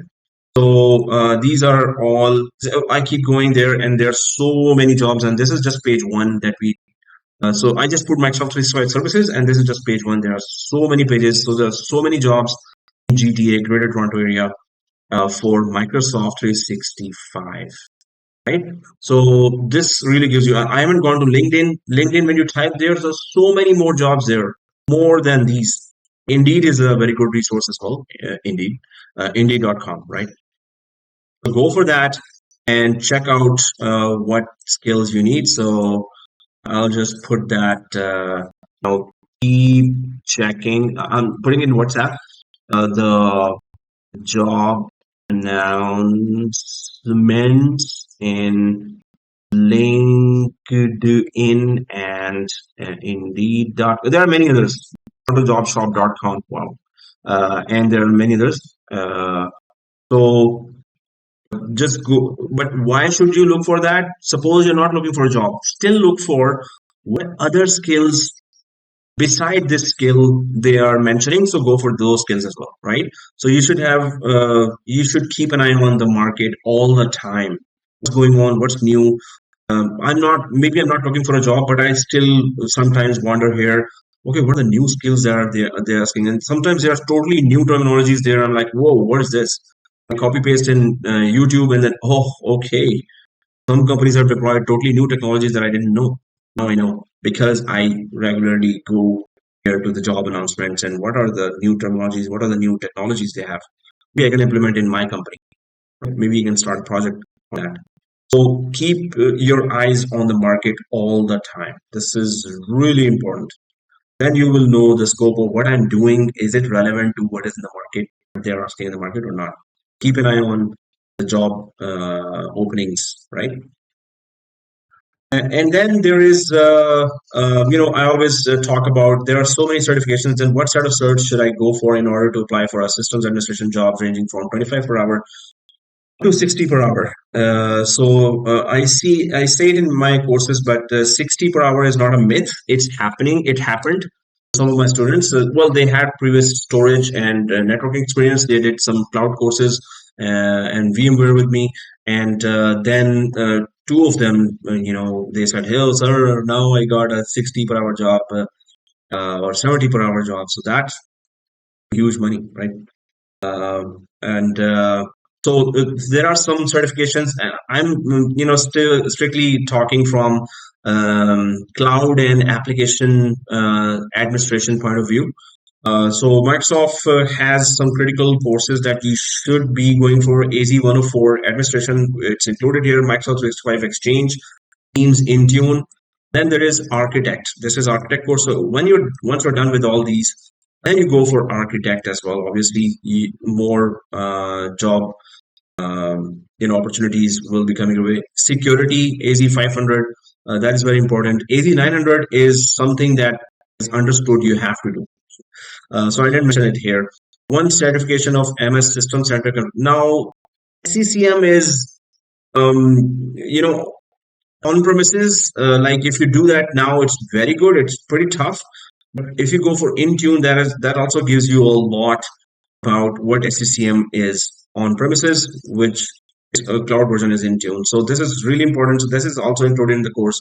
VMware VCP 7 must have certification because so many organizations are migrating from hybrid environment, on-premises environment to cloud environment, and in on-premises in their own data center they have VMware, right?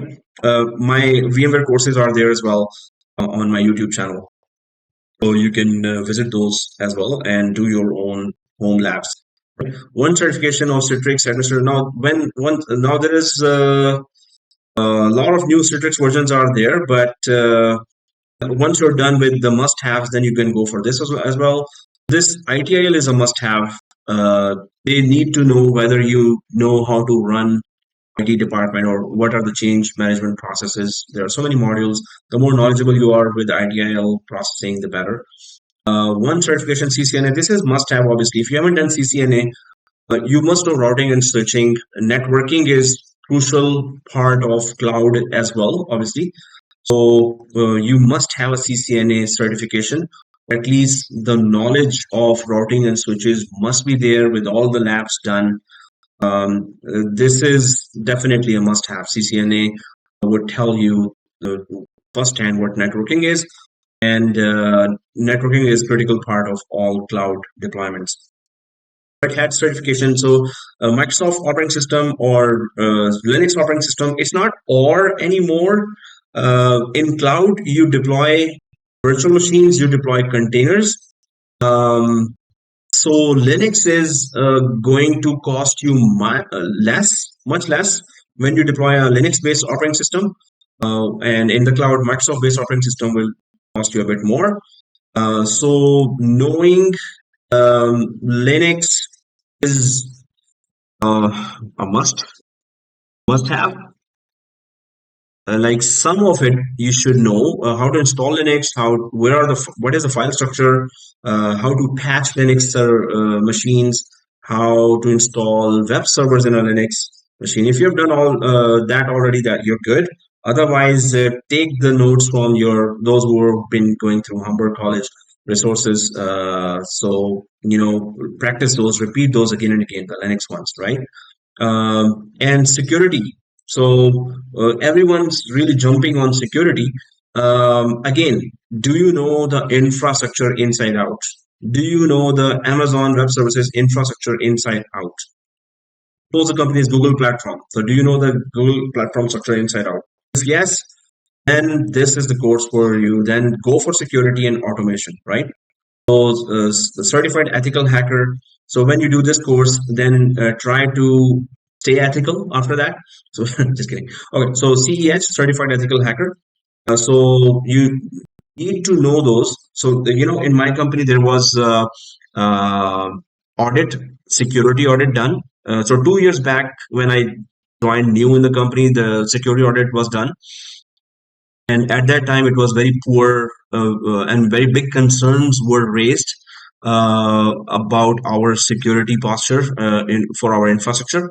So in 2 years then we went through several projects: IAM, identity and access management project, and endpoint management, endpoint security, so all the device security, and then infrastructure security. So after 2 years recently they did the IT audit again, a security audit, and this time it was two thumbs up for us. So our 2 years of effort was recognized, and I was like, "Whew, thank God." There was not much there. So we, from the outside auditing, they said that yes, your environment is much, much more secure now. So that kind of experience I want to push here in my courses as well. That what I went through, pretty much Intune was it played the most significant role in securing our environment. The devices are the first line of defense. Your one user clicks one wrong link and that's it. The whole company can go down, right? All data gone. I mean, encrypted, you cannot access that, pretty much gone. In front of you, you can't understand what is it, right? So anyway, you go for security, go for vendor neutral security courses like Certified Ethical Hacker, CISSP. My junior admin, he's actually doing a lot of courses and he's making me jealous as well. But he's doing CISSP. He's really investing on security courses after he has experience of infrastructure troubleshooting and on-premises management. Azure security, vendor-based security, very good. If at least one certification that has the name security, uh, it should be on your resume. At least any one, whatever security. Right? So AWS security, Azure security. Azure security is this 500, right? So either go vendor neutral or vendor based security, but at least one security should be there. Course, certification or skill. Okay, so Amazon Web Services, yes, this is a must-have as well. But in North America, I can say that there's so many jobs for Microsoft. But if you have AWS with it, that would attract much, much more recruiters to your resume, and you will get more interview chances there, right? So that's very important as well. Um, well, that's just a plan from my side that you can and should have in mind that I'm going to do all these certifications and go for 90K per year, 80K per year, 110K, 120K per year, 130, 140K per year, right? So for that, you need to have a lot of skills. Just make a plan. There's no shortcut. There's never a shortcut. But if you are giving your 200% effort and you are determined to achieve, then yes, this plan is for you. Just I've seen students doing in within 8 months to 1.5 year or 2 years max, doing all those courses, investing in their career, and understanding, repeating the labs crazily. Some students worked like 18 hours a day. Doctors told them, "Hey, your eyes are getting really affected. So don't touch your machine for 2 weeks or 3 weeks. And I also had to convince other students, convince that student. Now, and he was a beginner, total beginner, just sheer hard work and repetition. Now he's a very good system administrator somewhere.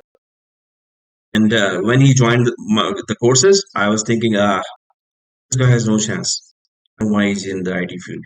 I don't, the way he was like, now, I hope he's not listening at this video. Okay, who knows who am I talking about?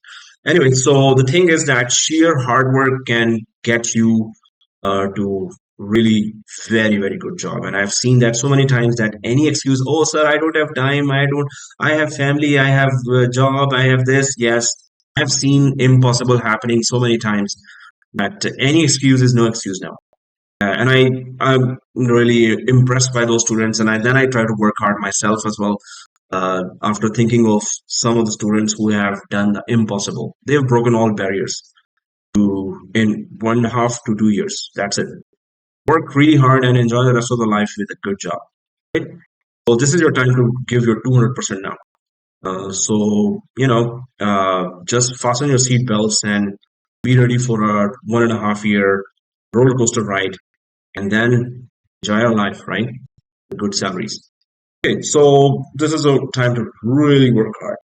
Okay, there's the Jimin has also shared some more resources there, free Cisco resources. That's very good, Jimin. Thank you very much.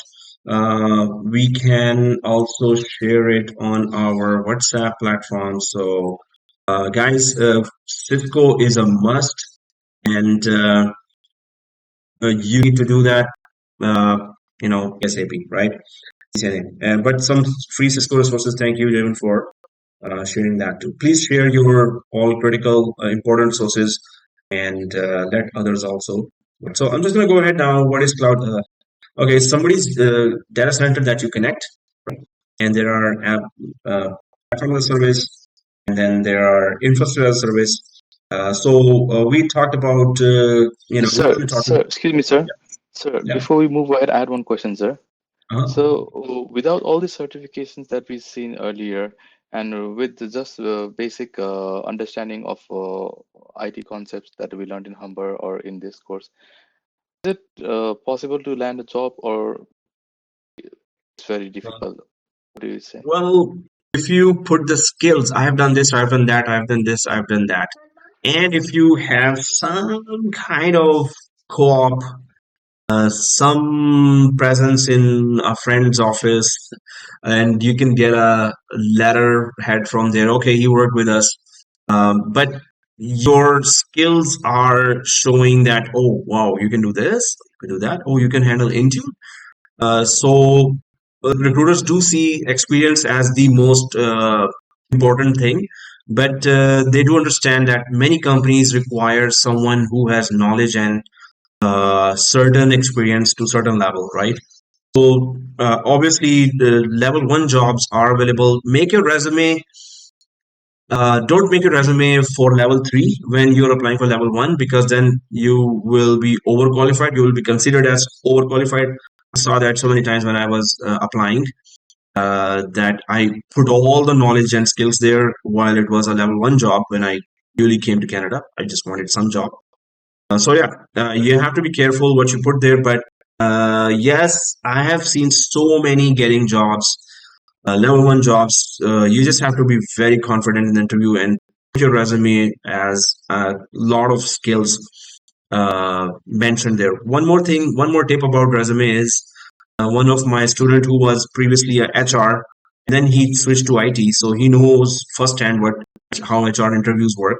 So he gave one more tip, and that is kind of a, I should share or not, but he was saying that, sir, he was getting so many interview calls. So I was asking him, hey, how do you get so many interview calls? So he said, oh, when there's a job announcement, I just copy paste pretty much everything they are requiring in my resume.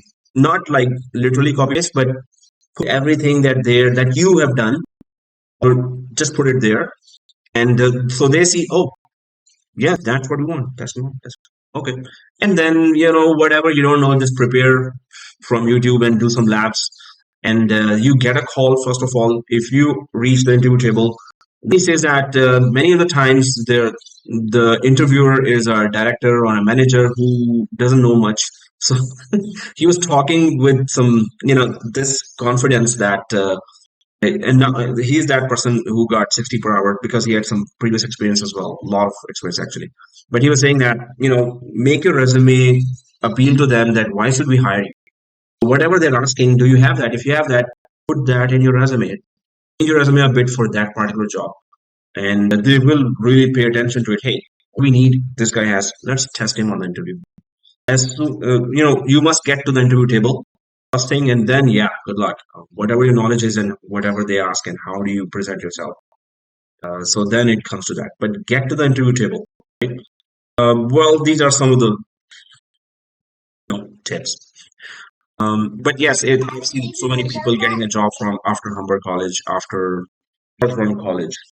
Level one job, yes, but you need to show confidence and knowledge. How you applied, what is in your resume. Yes, sir. Thank you. So, guys, now let's take a break and come back after the break, and then I'll be mentioning about the lab as well. And you can bring your credit cards to me, and thank you very much. I needed a Maserati card that I've never seen in person ever. I'm just kidding. Okay, so the thing is, I'll be telling you about the lab details after this break, and what you need in your laptop. Your workstation we will be creating one virtual machine, uh, and what you need in the cloud. And yes, take out your credit card because they even free trial version they used to let us create without credit card, but now they require a credit card because personally I've been abusing that. Hundreds of students in different colleges have been creating those free trial accounts and doing the courses, so they realized, and I don't know why they haven't blacklisted me till now. Anyway, yeah, now they put the credit card there. So one password, small ABC, capital ABC, shift 123, right? Many of you know I put that. That password is banned by Microsoft. That this password we have seen used so many times. Obviously, pretty much every college I introduce that password. So finally, they realized that hey, hundreds of students are using that. So I don't know if I should take it as a compliment or something. But anyway, yeah. So they banned that password on cloud. Okay, guys. So let's come back after the break. Break is always 20 minutes, but after the break, let's go in detail about the lab because we need to set up a lot of stuff, and I'll give the details about the course as well and what exams you can give after this course other than AZ 104. And AZ 900 you're giving in 3 weeks anyway, right? Right. Okay. So I'll pause this and mute mic and let's come back after the break. Okay.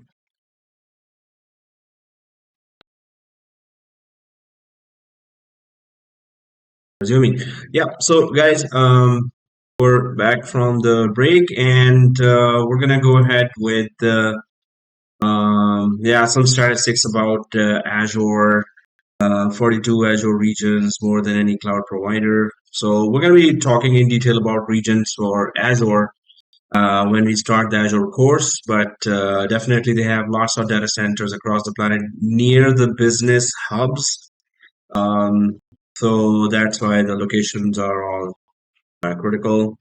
And other than that, why should we learn Microsoft services and Azure? So yeah, Microsoft 365 services. So we already talked about it that there's so many job opportunities for Microsoft 365 skills.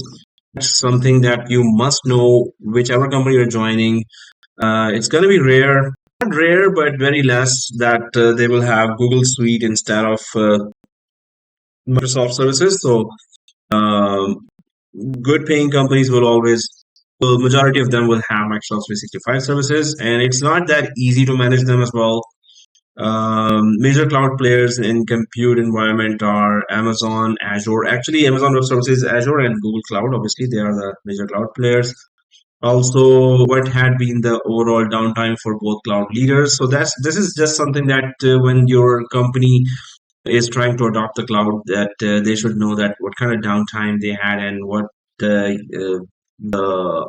end users or the companies, the clients say about those downtimes. This is just a point of view that it's pretty old information, but point of view should be there that you should have some kind of redundancy there. Suppose your services are in Canada East or Canada Central, then you should put a copy of that in Canada East as well, right?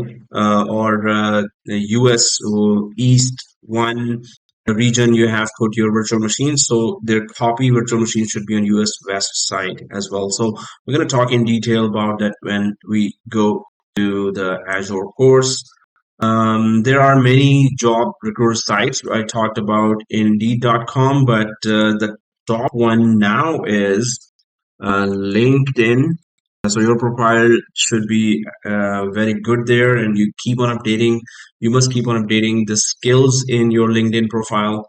Indeed, if you upload your resume there, then keep on adding more skills. Suppose you have learned more about compliance policies or anti-spam policies of Exchange, so put that there. Was that worked on compliance policies of Exchange, DLP, data loss prevention, and all other kind of security, anti-spam, anti-malware policies of Exchange online. So try to put all those skills one by one, what you learn and have done the lab for. So the class timings are this 10 to 2, 4-hour class, online class. Total classes, actually, that's not 25 or more. Well, I can say safely at least 45 or more. And 29 April it starts. And how long is the course? The answer is long. I'm aiming to finish it in 3 to 6 months because it's a 5-in-1. So that's a lot of topics, and I intend to cover all topics, and many of the labs are coming your way. So, are you the easygoing type, easygoing, lazy to do the labs, and not have enough time to do the labs? I'm sure you're not. Or you're the active and hardworking type. Try to understand, follow what the instructor is saying. Let me know if I'm going fast. Ask me to repeat what you don't understand. Not shy of asking simple and easy questions. Work on your home labs. Put your error screenshots on class WhatsApp group, right? So when you're working on home lab, repeating the lab again after watching the video. So you should, if you get any error, just put on the WhatsApp group, class WhatsApp group, and we're gonna all try to help out, troubleshoot. It will be also a source of knowledge sharing for others. Oh, this error also comes. Oh, that's a solution for this error, right? So all that will benefit when you share. It will benefit others as well. Works on hands-on labs, minimum 2 hours. Well, daily, yeah, that's a good dedication. All labs are recorded. Okay, so recorded, but where? Where? Okay, so here, that's lunch, breakfast one. Yeah, I do provide lunch as well. Just like I provide the breakfast, it's on the house, right? Okay, on WhatsApp. Okay, so here, yeah, I have. This is the website for Cloud Engineers Academy that I run. And so this is just the information about the whole course, and when new course starts, I'll just change the information. This is just one course showing here with all the information and links to resources. MS 102 and MS 220, you can click the link. I'll be clicking the link, but that's the website. Cloud Engineers Academy is website. So I'm just sharing all the resources here in WhatsApp as well. And then second thing is the LMS. So learning management system, that's where I upload SharePoint slides. I will upload here. There are all the courses there that I've been teaching and I've uploaded. So SharePoint slides, course material, but the video link will be there. I'll be creating that course here now, and we'll be sharing the link with you and today's video as well. And so this is our Cloud Engineers Academy LMS.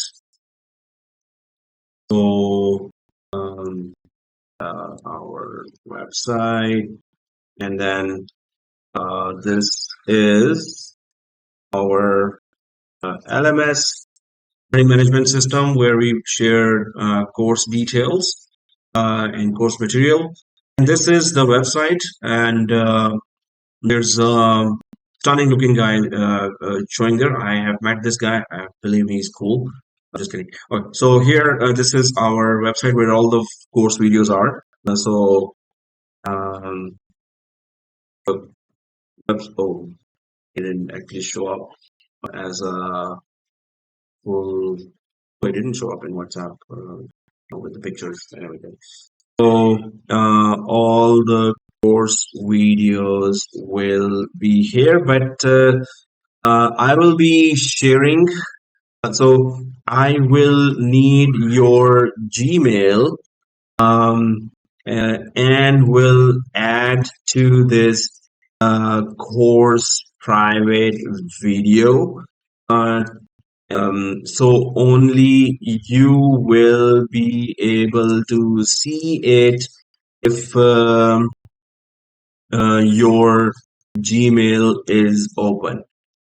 If your Gmail is closed, then you will not be able to see it, right? So, okay, so yeah, you can put the Gmail in course. Otherwise, I hope it's in the form as well. Gmail. Okay, there you go. So you can just put the Gmail there in WhatsApp. Okay, in WhatsApp, yeah, I can always check it back, because this WebEx, you put it there. As soon as I close it, it's gonna be gone there. So yeah, okay. So I'll just copy the two emails in WhatsApp that were in WebEx. So the record should be in WhatsApp group. Also, so that's the website, LMS, and the YouTube video website and LMS. Yeah. So there's a hand raised. I hope this is not for exercise. Good.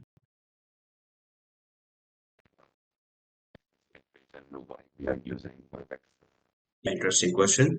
Okay, thank you very much. I don't understand anything. So yeah, Indra, you have a question, or you have a hand raised, or was it raised for last 1 hour? Okay. Are you speaking? We cannot understand. Okay. Upendra, we cannot hear you. No one else. Yeah, me either. I cannot hear. Indra, we cannot hear you. Yeah, Shadab bhai. Testing. After this class is gonna be like AWS class. Yes. Yeah, Oh, and yeah. So, sir, any specific reason why we using WebMax or WebEx and not Teams? Oh, well, this is before we were using Humber College Teams, right? So this is WebEx, Cisco WebEx outside of, this is my own. So in Humber College, when you were using Teams, so that is, you have all the accounts in Teams as well. So they create your accounts in Teams. Here, I do have Teams, but it's a small package for me. So I have done a class, one whole course in my Teams, but I invited everyone as a guest. Now that simply doesn't work. So that's why I have different resources here. Otherwise, I will have to purchase all your accounts as well in Teams. So instead of purchasing all your accounts for Teams, then I went for Cisco WebEx, which I've been teaching for last couple of years, and it's going perfect. El perfecto. Yeah, so Teams is good, but WebEx is also good. It suits me outside of the college premises. Okay, so guys, let's get going.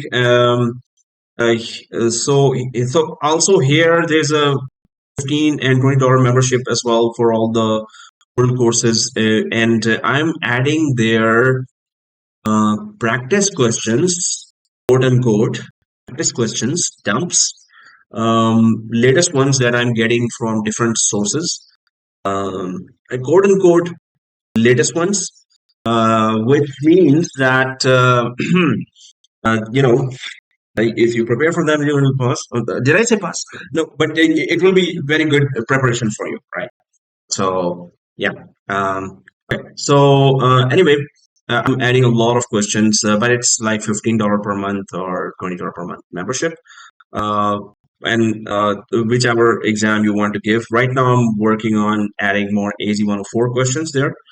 But later, and many of the more complicated labs I'm putting on behind the membership. But that's a lot of effort. So yeah, that's why I put there. So yeah, do subscribe. Oh yeah, as they say in every video, please subscribe, comment, like, share my channel. Oh yeah, I did that. Okay. So anyway, let's go back to what the lab we need to do. But these are the 3 resources we have to offer. We have. I'm the only one. So I offer.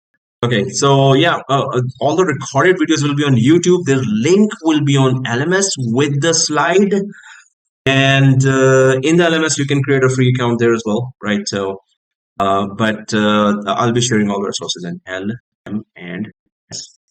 All right, that's good. Let's get going. So yeah, we will be doing a lot of hands-on labs. Yeah. Screenshots. Guys, when you are creating labs yourself, you should take screenshots of your steps for your own good. It's gonna really be beneficial to you to have screenshot based documents for all the labs, because before the interview you can really quickly watch all the screenshots and you will understand, oh yeah, that was load balancing, oh yeah, that was exchange antivirus policy, anti malware policy, that was this, that was that, right? So you can take screenshots. You should take screenshots and gather it on your own MS Word document for your own records. Before the job, you can quickly, or before the job, you can just watch 4 hours of lots of my videos before you go into the job. In fact, then you will even forget what you really remembered. I'm just kidding. But you can't just watch 4 hour video before going to the job. So better take screenshots of your labs, step by step labs, right? Okay, if IT is your field, then get a good hardware. So it's better to go for a laptop that is 32 GB. Better that, but 16 GB laptop will work in this lab as well. But sometimes you have to create bigger set of virtual machines. Maybe you're doing a migration lab, so 16 GB will not work at all. It's really good to have a good hardware, invest in a good hardware.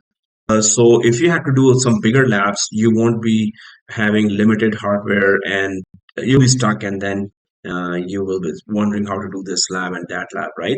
So better in the field of IT, it's better to have a good RAM available, because in cloud, if you launch, yes, you won't be able to launch any heavy machine without paying more, right? So best once only and get a good hardware. Someone from whom many of my students have purchased refurbished or used powerful machines, and for 3-4 years now they're working fine. So let me know if you want that. Otherwise, go to Kijiji, go to some used hardware and purchase from there. But a powerful machine, you will time to time you will need it, even though everything is on the cloud. But time to time you will need it. Okay, so uh, then there is, yeah, always better to group together and do certifications. So guys, AZ 900 is your first challenge.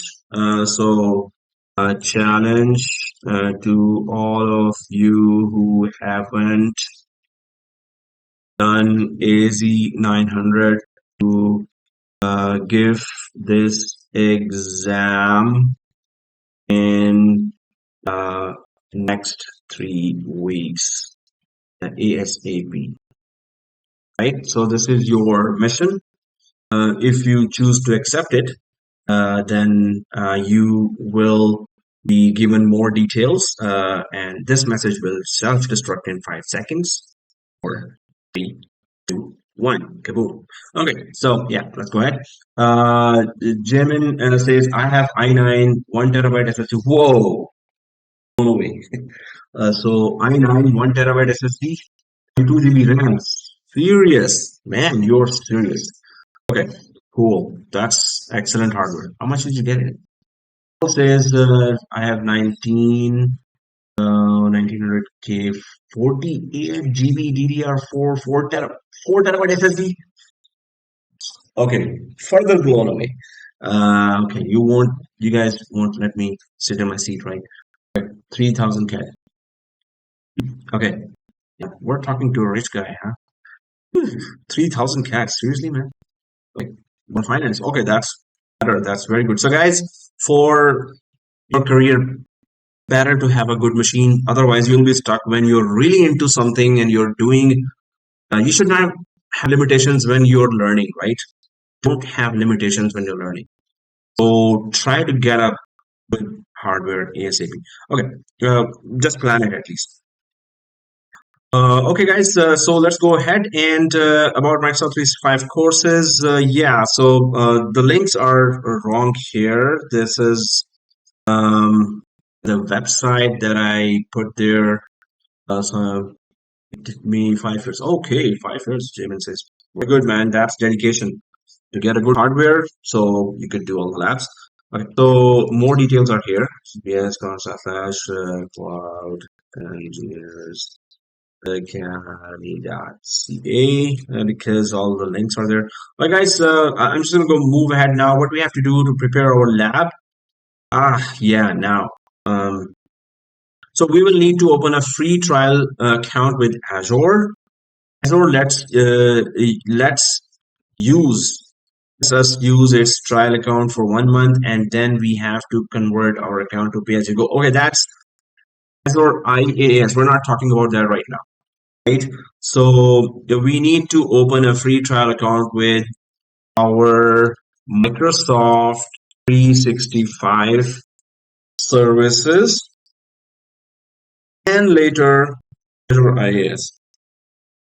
And the other information is thanks to Microsoft, we will need to use our credit card to be able to open the free trial user account to do all the labs, guys. So the thing is, take that fear out. Obviously, you'll be very, very responsible. You have to be very, very responsible. Okay, there's Hugo also says in the chat, I have power at server for 64 GB. Again, okay, that's blown away further. Even 64 GB, 4 disk, 4 terabyte, only $130. Are you kidding me? Hey, where did you get that? Okay. So after the class, I'll tell it. Or please share it in the WhatsApp. So yeah, but that's whoa per month. Okay. Okay, you're asking. 30 per month. That would be too much. For 10 years. No, I actually make it actually. Okay, so here we will need to use credit card to be able to open the free trial user account. We will be using free trial enterprise 5, or as we call it E5 user account, which is Microsoft 365's offering with all the features available that Microsoft has to offer. So we're going to be opening the E5 account. And so that's the cloud side that we need to do. Later we're going to do Azure, but that's when we do it, obviously, then we're going to go for that. Right now it's SaaS-based. We're going to start from the SaaS-based, and then we're going to go to the infrastructure as a service, or IaaS-based course later. So then we were going to go for this strategy for IaaS based Azure course. So we're going to do that. Now, what we have to do, prepare our lab. We're going to be creating this account. Second thing is on our laptop, what we need to do, right? So on our laptop, install VMware Workstation. Well, Pro 16 or 17, what is the, whatever, Pro 15, 16, 17 will work.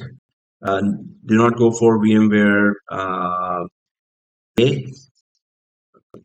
Work, PlayStation, something like that. But we'll go for VMware Workstation Pro, right? And download ISO of Windows Server 2022 or 2019 or 2016, whichever. So download and install. So this is download and install VMware Workstation Pro 15, 16, 17.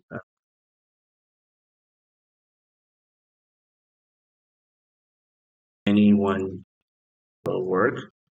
Download ISO of Windows Server 2022, but do not install it yet. We will do it together. Yeah, so we will then do the lab together. When it comes to VMware Workstation, you can do that. You can open a free user account on www.VMware Workstation. Did I say workstation? VMware.com. VMware.com. And download free trial of latest VMware Workstation Pro. Whew. And then download this. The URL is, so that's pretty easy. I'll just say to the chat, since I have already used my free account, should I proceed with my old one? Yes, Jose, you can proceed with the old one. The free account, Microsoft 365, please see that you haven't crossed that date of expiration. If it has expired, they will start charging you. So if date of expiration is like very near, then cancel that expiration. So just cancel the subscription and create a new one. And I hope they let you create a new one. I think they will. So yeah, but I'll be showing everything. So guys, here I need to also show you the URL. So it's download Windows Server 2022 ISO. So that would be this evaluation. You have to give your information, some information there, and try it in Azure. So it has to be an ISO, right? So download the ISO, this one. And yeah, you have to fill out this, which is supposed to be ONK. And then, so there's a URL. Yes. Fill out info and then download the Windows Server 2022 ISO, right? Your hardware should be at least 16 GB. If you have 8 GB, that's no go. Or you will be suffering with bad performance or really slow performance, right? So we will need to on our laptop. So at least our laptop hardware should be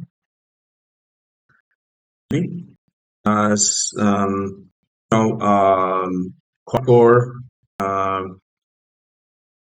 quad-core i7 processor, 16 GB RAM, minimum recommended is 32 GB. and well, 500 GB SSD at least disk. Right? Super slow disk, right? It's a solid state drive. So it's SSD and 500. So at least this should be your hardware. If you don't have such hardware, well, I can refer you someone who has a lot of powerful cheap PCs. I purchased from that guy as well.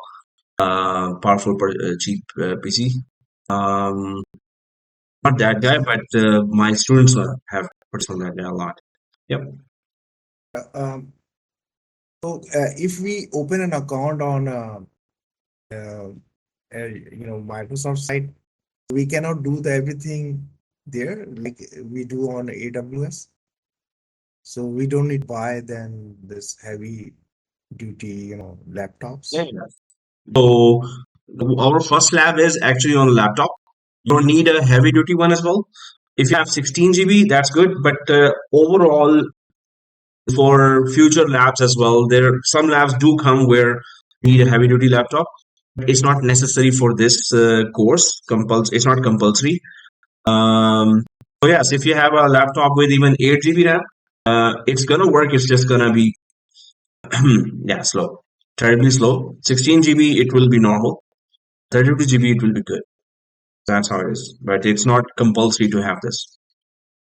The first lab is on our laptop plus cloud. It's a synchronization of user accounts with Azure Reconnect. So Like that's why we need laptop.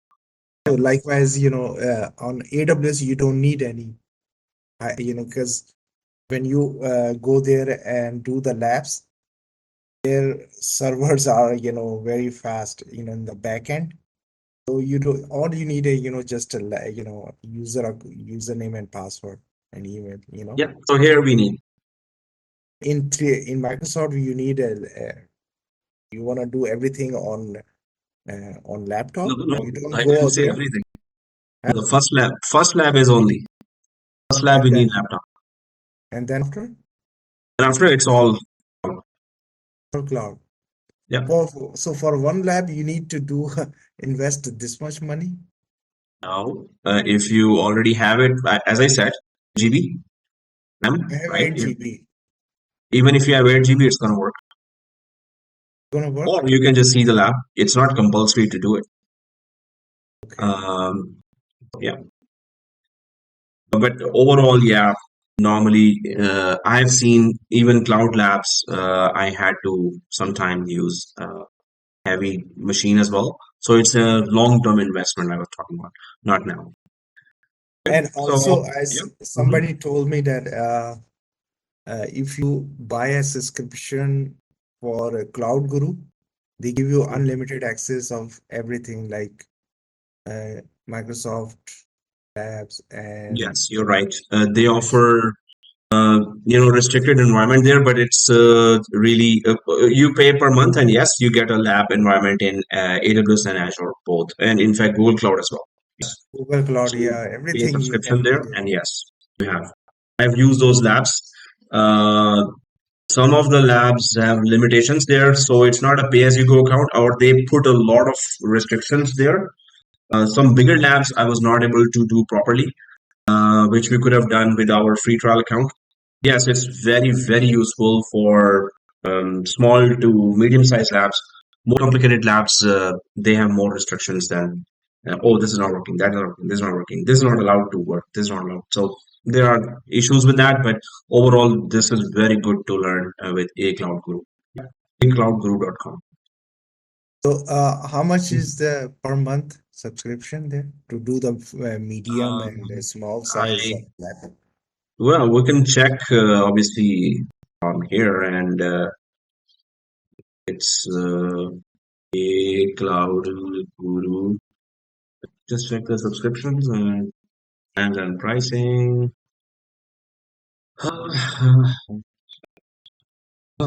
Personal basic 174 per year. Yeah, 35 per month. So yeah, that is good. Business basic, business plus. So it's 35 per month for 4 months. Yeah, it will be that. for 5 months or 6 months. If we are doing the labs, yes, this is good. Well, that's yearly prices. If we go to monthly prices, so it's 35 for fast track certification with hands-on learning. Yeah, or save yearly billing. So this is where, yeah, you can also go ahead and do your labs. So it's $35 per month. Either you can go for free tier 1 month and then close it when they're about to charge. We can extend for 2 months as well, but it's pretty much the open environment with no restrictions. But you have to be careful that you can't cross that expiration date. Cancel it and then create a new account with credit card and then keep doing the lab. That's one way. Second way is this, that you can go for $5 per month subscription. They have videos as well. They have step-by-step. There are free ones as well, free resources. But their lab is not realistic. I mean, that's just fixed pictures and there you click, click, click. Then you don't get the errors. So here, because of some of the restrictions, you'd see a lot of errors, but they are because of the restrictions. I don't know how to do this and that, but many of the labs we can do. This is the difference. Guys, so if you want to go this way, you can go ahead this way, but obviously I would recommend go for the open environment where it will be exactly like what you see in production environment. So when we create a free trial account, which everything is open, and errors that will come in trial account will be coming in production environment as well. So up to you. You can go that way or this way. Okay, so that's that's what we need to.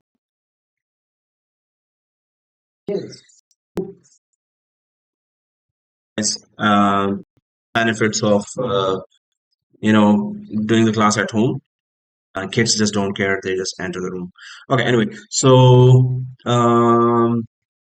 this is the lab that we need. So I'm just gonna put that here. The links in WhatsApp, guys. So it's 1:46 now, which means that next Saturday we're gonna start the whole lab, and we're gonna go hands-on. The links I put on WhatsApp already, so prepare a lab with that. The credit card. All you need to do is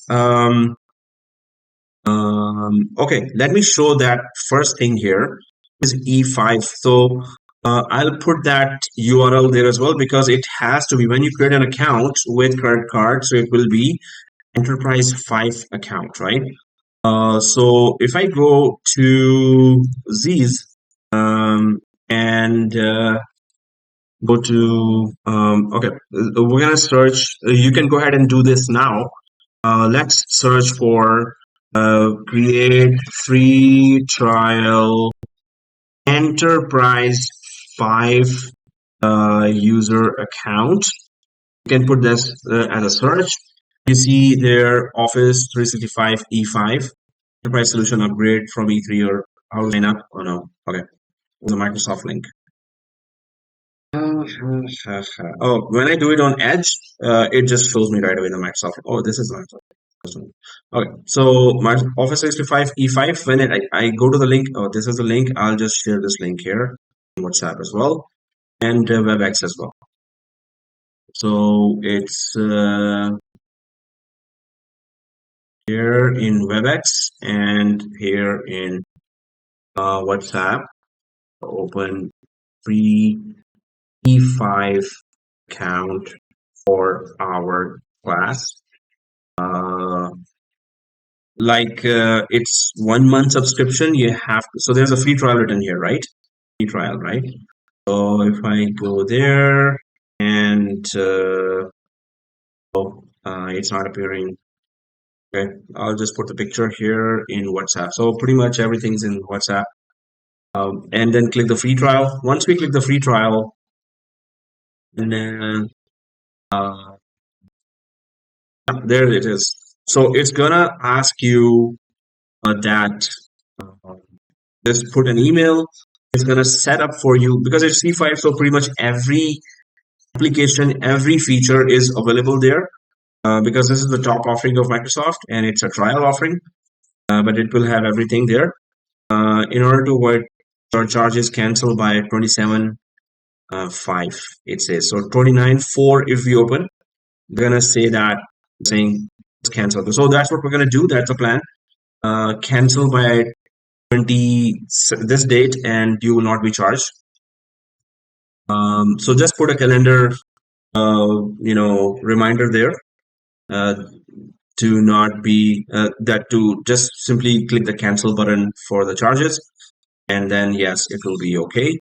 And you can extend as well. I'll show you that process as well. So since it's recording, so I'm just gonna start doing it. ID guy me at gmail.com. So this is I'll put next here, and let's get you started. So it says that looks like you need to create a new account. Okay? You put some email there, and then it starts creating. Then I'll click setup account, but it's gonna ask for a credit card. So it's gonna ask for credit card, right? So okay, so I'm gonna go for Amir Shagad. Oh, that's not my middle name. Okay, okay, business phone number. It's your number 647-554-9446. You put your number, not mine. Company name, you can put anything here. So mine is CEA, which is Cloud Engineers Academy, and it's a big company of one person.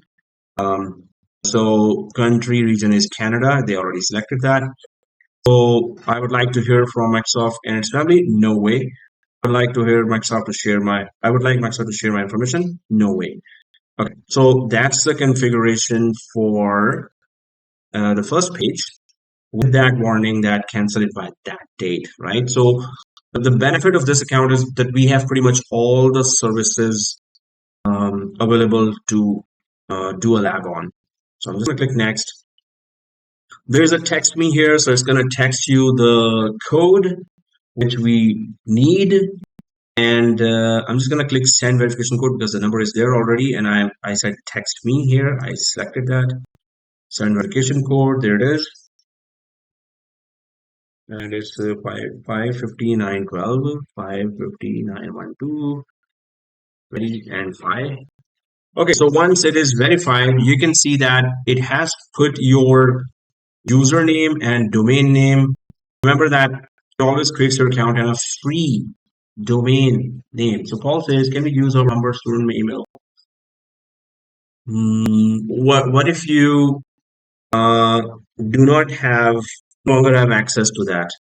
Right? And you still want to do some labs.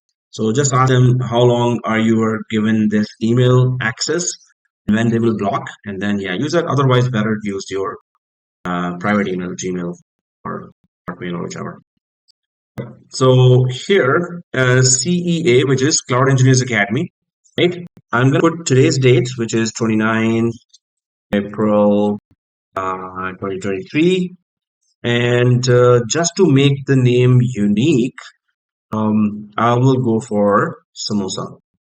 So CEA 29 April 2023 samosa.onmicrosoft.com. It's already pretty long. And the admin name is, I'll just go for the first name. I'll just go for Amir. Amir, add this. And the password, small letter, capital letter, Sharepoint 23 without Sharepoint 23. Seriously. So guys, I have a class password here. That is class PW is, or if you have some difficult password, go for that. Obviously, so I did say that it's blocked, but it sometimes it shows, sometimes it does not show. It was showing regularly at one time. So anyway, I put this information here, right? So next, Do you make a copy of that? I think it's grayed out, but I hope it shows still. Okay, so you have to just click that information and you will see it clearly. It says that for one license, it's going to charge you after 1 month or the trial finishes, $50.60, maximum of 25 during trial. 25 licenses will be given to you. We just have to be careful to start this, and like we have to just be careful when it is about to end. Just put some reminders there, your cell phone, on your email, on your Gmail. Put it exact reminder and deadline date. This one on your every wall of your home, right? And when you're entering the home, even outside your buildings as well. And even on your car, when you're going on the bus, maybe they're just going. Okay. So let's go ahead and this is what it says. I'll just put that here as well.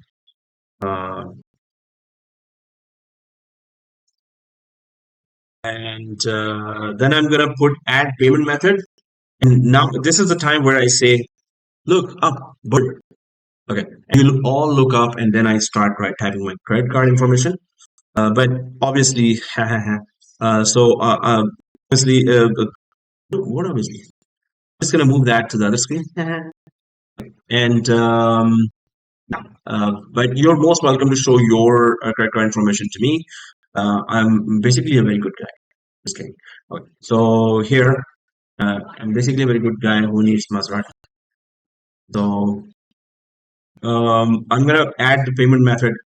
We can V. see, sir, we can see your credit card information here on the Whoa, screen. seriously? Are you kidding me? I was just kidding, sir. Okay. Hey, it's on my second screen. How can you see that? Okay, that was close. So okay, here, credit card. Man, seriously? Why do I have to do this? Why do I have to? Especially when I forget, then I really realize why did I even start this teaching business?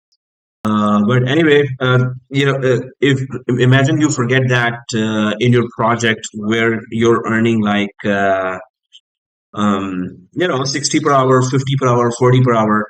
So you have to start being responsible from here, right? So it starts today.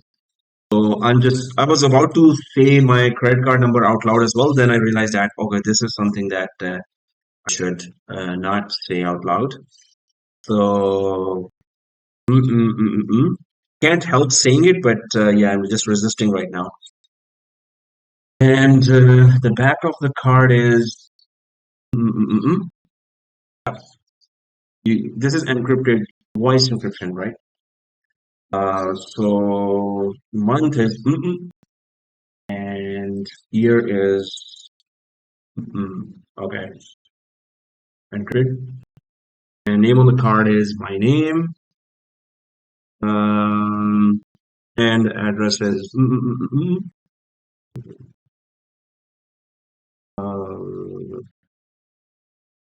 and apartment is this, and the city is this, and comment is Ontario. I can share. So postal code is this. And yeah, I think I'll click save here. And hope they don't say, hey, this is your 1057th account. Oh, check the info you entered. What?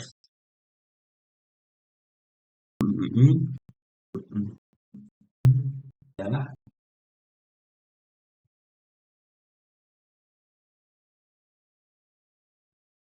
It's hitting me.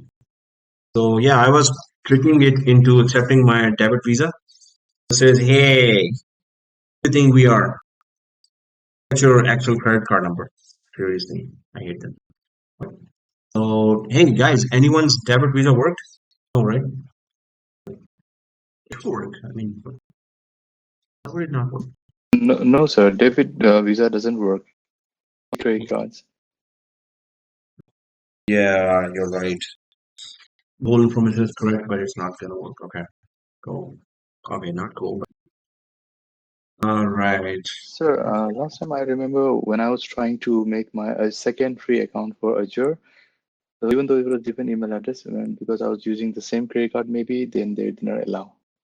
Yes, the IAAS, they will only allow you once in your life unless you change a lot of stuff, like change your credit card, email, phone number, um, change yourself, yeah, and the whole thing. So better use your spouse's number and address. Address can be same, but everything else need to be different to create it in Azure. And there is month and as hopefully everyone has created that account because it's for 1 month and we are creating today and uh, if you create it next Friday, that is going to be more useful. What do you Yeah, say? I mean, create the next week. Yes, sir. Don't That's what I was thinking. everyone has created already. Is it too late? So no one created already. And if know. you have created already, then you might did not create it yet. Okay, good. So anyone, so guys, we're gonna waste then 1 week because we're gonna do the lab next week. So please create this account on Friday or Saturday morning, but not during the class, before the class, because we're gonna start right away the labs at 10 sharp or 9:55 sharp. Well, 10 sharp. We're gonna start the labs. So please create that account before that because then we will lose 1 week.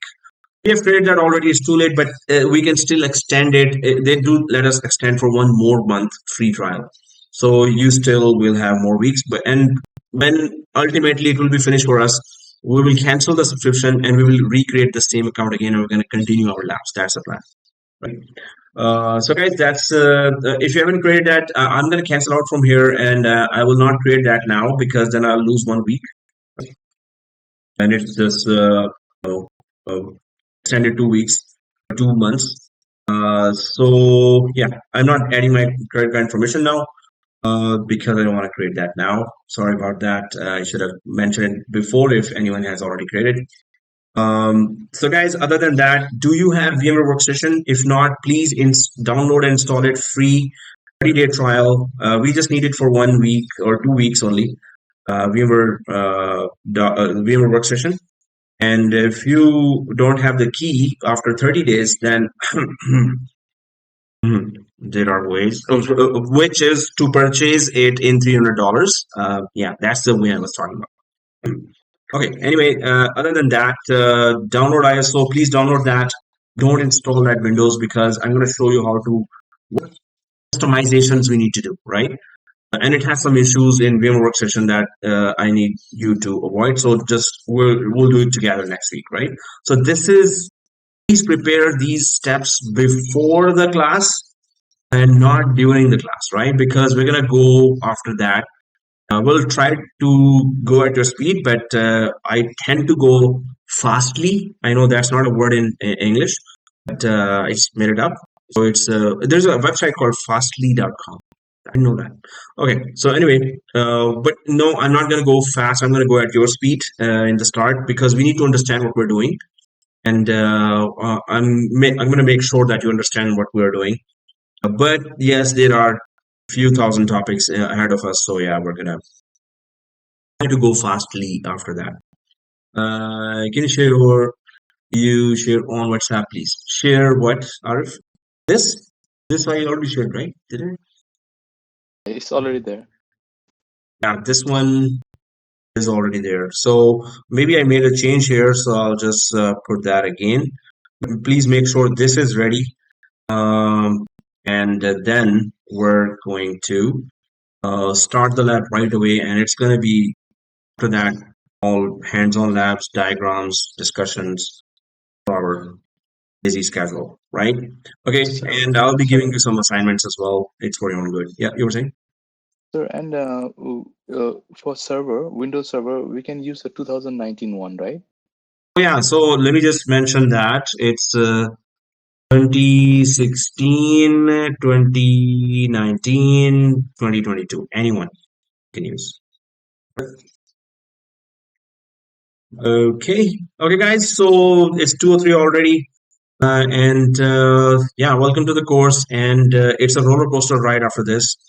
So let's meet 9:55 sharp next week, and we start the labs. And it's gonna be lab after lab after lab. Okay. So see you next week. Thank you very much for joining, and maybe there will be more students joining next week as well. Throughout the course, students might be joining. It's a long one, right? So anyway, thank you, and have a nice weekend. Bye-bye. Thank you so much, sir. Thank you for Thank having you. us in this course. Thank you Thank so much. I you. appreciate And it, if sir. there are any Have a good questions, day. Thank you, anytime you sir. can ask. Thank you, Yeah. sir. Sir, I have a question. Yeah, What's the sure. duration of this course? How long is gonna be? Uh, the answer always is Very, too very, long. very long. Long. Yeah, long, but it's gonna be 3 to 6 months. It's 6 five months. courses. Yeah. Okay. Okay. So Uh, if my AWS course finishes soon, it's not finishing soon, but if it finishes the evening one, then I could extend this course hours from 4 hours to 6 hours. So that time extension would be favorite for Raza. Raza always likes very, very long classes, like 8 hours, 10-hour classes. I like very small classes. Just kidding. I'm just joking. Yeah. But yeah, if So, we increase it to if six the hours, that classes, would, yeah. if the classes are too Today, long, I'll start meditating, sir. today I have to sit like 8 hours. Oh man, yeah. So if it is 6 hour class, don't worry. I'll send you the lunch picture as well on WhatsApp. Don't worry. Okay, anyway, just kidding. So okay, bye. Oh, Thank you, sir. okay, bye. Thank Okay, you. Uh, Thank Thank you, you, sir. sir. Bye bye. bye bye. Thank you. Thank you, sir. Bye bye. Aamir भाई Bye. Thank you. आप इसको Thank you. Post कर सकते हैं उसमें, ये आज की जो वीडियो है उसी में जहाँ पे हम AWS कर रहे हैं. No, I will post it some. I will give the whole link in WhatsApp, right? But it's a different link. It's on the same YouTube and same LMS, but it will be different, page. category and title. So, but I will send you the link. Don't worry, you'll get it. Yeah. अच्छा, तो वो उसके लिए कैसे करना होगा, मुझे जाना जी, होगा. मैं बता दूंगा आपको. अच्छा, सही. तो अभी 3 बजे दोबारा आना है ना. जी बिल्कुल. ठीक है, इंशाल्लाह मुलाकात. Okay, guys. Bye. Bye bye. Thank you.